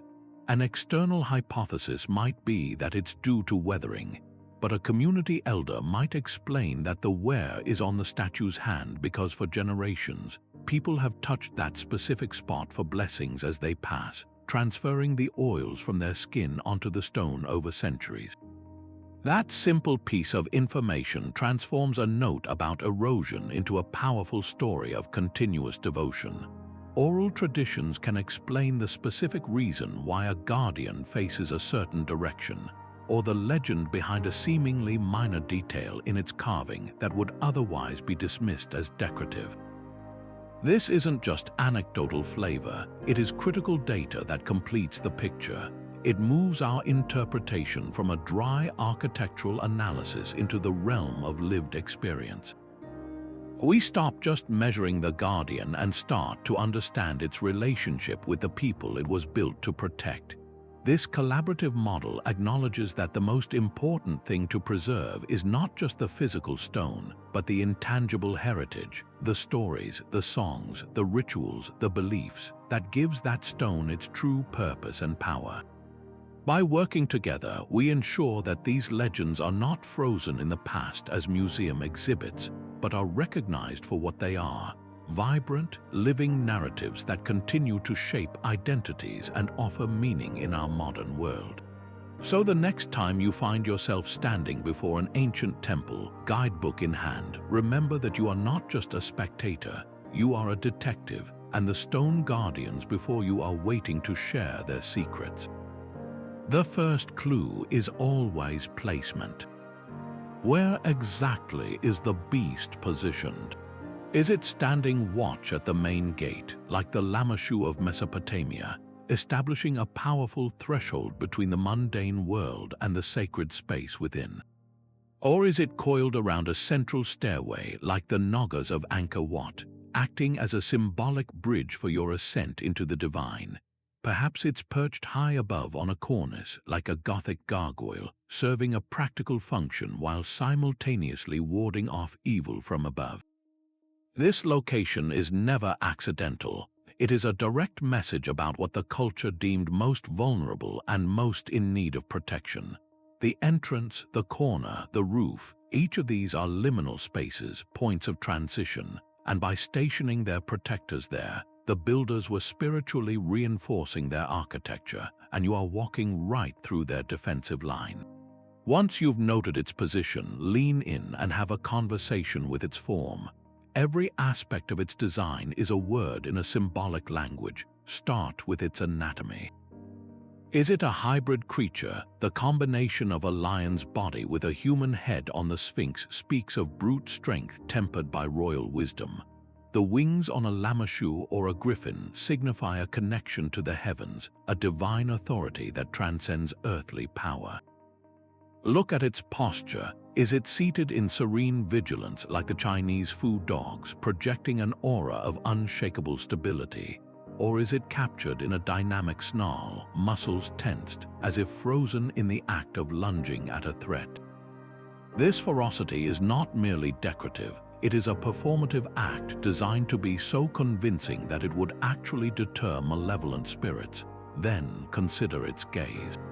Where is it looking? Is its focus directed outward, scanning the horizon for approaching danger, or inward, guarding the treasures within? The direction of its sightline is a map to its primary concern. Finally, don't forget the often overlooked details: the remains of pigment in a carved feather, the intricate pattern of a headdress, the object it might be holding or trampling underfoot. A ball under the paw of a fu dog represents the world, while a cub symbolizes the continuity of the lineage. These are not minor details, they are essential clauses in the story the Guardian is telling. While your own observations are powerful, do not hesitate to enlist the help of those who know these stories best: the local guides and community members. A good guide can unlock layers of meaning you might never see on your own. They can point out how the afternoon light hits a specific carving at a certain time of year, revealing a hidden astronomical alignment. They can share the local folklore, the tales passed down through generations that speak of the Guardian coming to life at night to patrol the temple grounds. These oral traditions are the living breath given to the stone, transforming it from a historical artifact into an active participant in the community's cultural memory. They can explain the rituals that are still performed, the offerings that are still made, connecting ancient beliefs to modern practices. This local knowledge provides a context that no generic guidebook can ever truly capture because it comes from a place of lived connection and reverence. It reminds you that for many, this is not a ruin, it is a living, spiritual landscape. Yet, amidst all this analysis and external information, remember to turn your attention inward. After you've noted the placement and decoded the symbols, simply stand there for a moment in silence. How does the presence of this ancient protector make you feel? Do you feel a sense of awe at its scale and power, a curiosity about the hands that carved it, or perhaps an unexpected feeling of peace and safety, as if the Guardian's ancient promise of protection still resonates across the centuries? This emotional response is not irrelevant. It is perhaps the most authentic connection you can make. These universal feelings of seeking safety, expressing power, and yearning for connection to something greater than ourselves are the very human impulses that led to the creation of these beasts in the first place. Your awe mirrors the awe of the worshipper who approached this temple 3,000 years ago. Your curiosity is a continuation of the ancient human quest for understanding. In that moment of quiet reflection, you are not just learning about history, you are participating in it, adding your own moment of wonder to the countless others that have accumulated at the feet of this stone sentinel. By engaging both your intellect and your intuition, you do more than just sightseer. You become an active interpreter, a keeper of the story, ensuring that the silent watch of these guardians continues through you. Throughout this incredible journey, we have walked in the shadow of giants, not just the colossal stone forms of the guardians themselves, but the giants of human imagination who conceived them. We have stood before the Sphinx not as a silent ruin, but as an active participant in the pharaoh's journey to the stars. We have passed through the gates of Assyria, feeling the overwhelming presence of the lamassu, a being designed to command both earth and sky. We have witnessed the perfect harmony of the Chinese food dogs, the fluid power of the Naga, and the celestial vigilance of the Griffin. And in doing so, we have discovered that these magnificent creatures are so much more than art or architecture. They are profound expressions of the most fundamental human yearnings, the desire for safety in our unpredictable world, the need to make meaning from the chaos of existence, and the timeless quest to connect with something greater than ourselves. They are the eternal answer to a question whispered by every generation. How do we protect what we hold most sacred? Our ancestors answered not just with walls and weapons, but with story and symbol, carving their deepest beliefs into the very bedrock of their world. They looked to the natural world around them, to the strength of the lion, the wisdom of the serpent, the freedom of the eagle, and they saw not just animals but allies. They saw qualities they could enlist, embody, and amplify to guard their temples, their cities, and their souls. This was never a primitive superstition. It was a brilliant, sophisticated language of stone, a way of negotiating their place in the cosmos and leaving a permanent mark on the world that said, "We were here, we believed, and we were protected." The true magic of these guardians lies in their breathtaking duality. They are simultaneously solid and spiritual, earthly and divine. They stand at the most vulnerable points, the gates, the corners, the thresholds, and in doing so, they define the spaces in between. They mark the line between the known and the unknown, the sacred and the profane, the human and the divine. They are the ultimate border guards of belief, and their silent vigil has endured long after the empires that built them have turned to dust.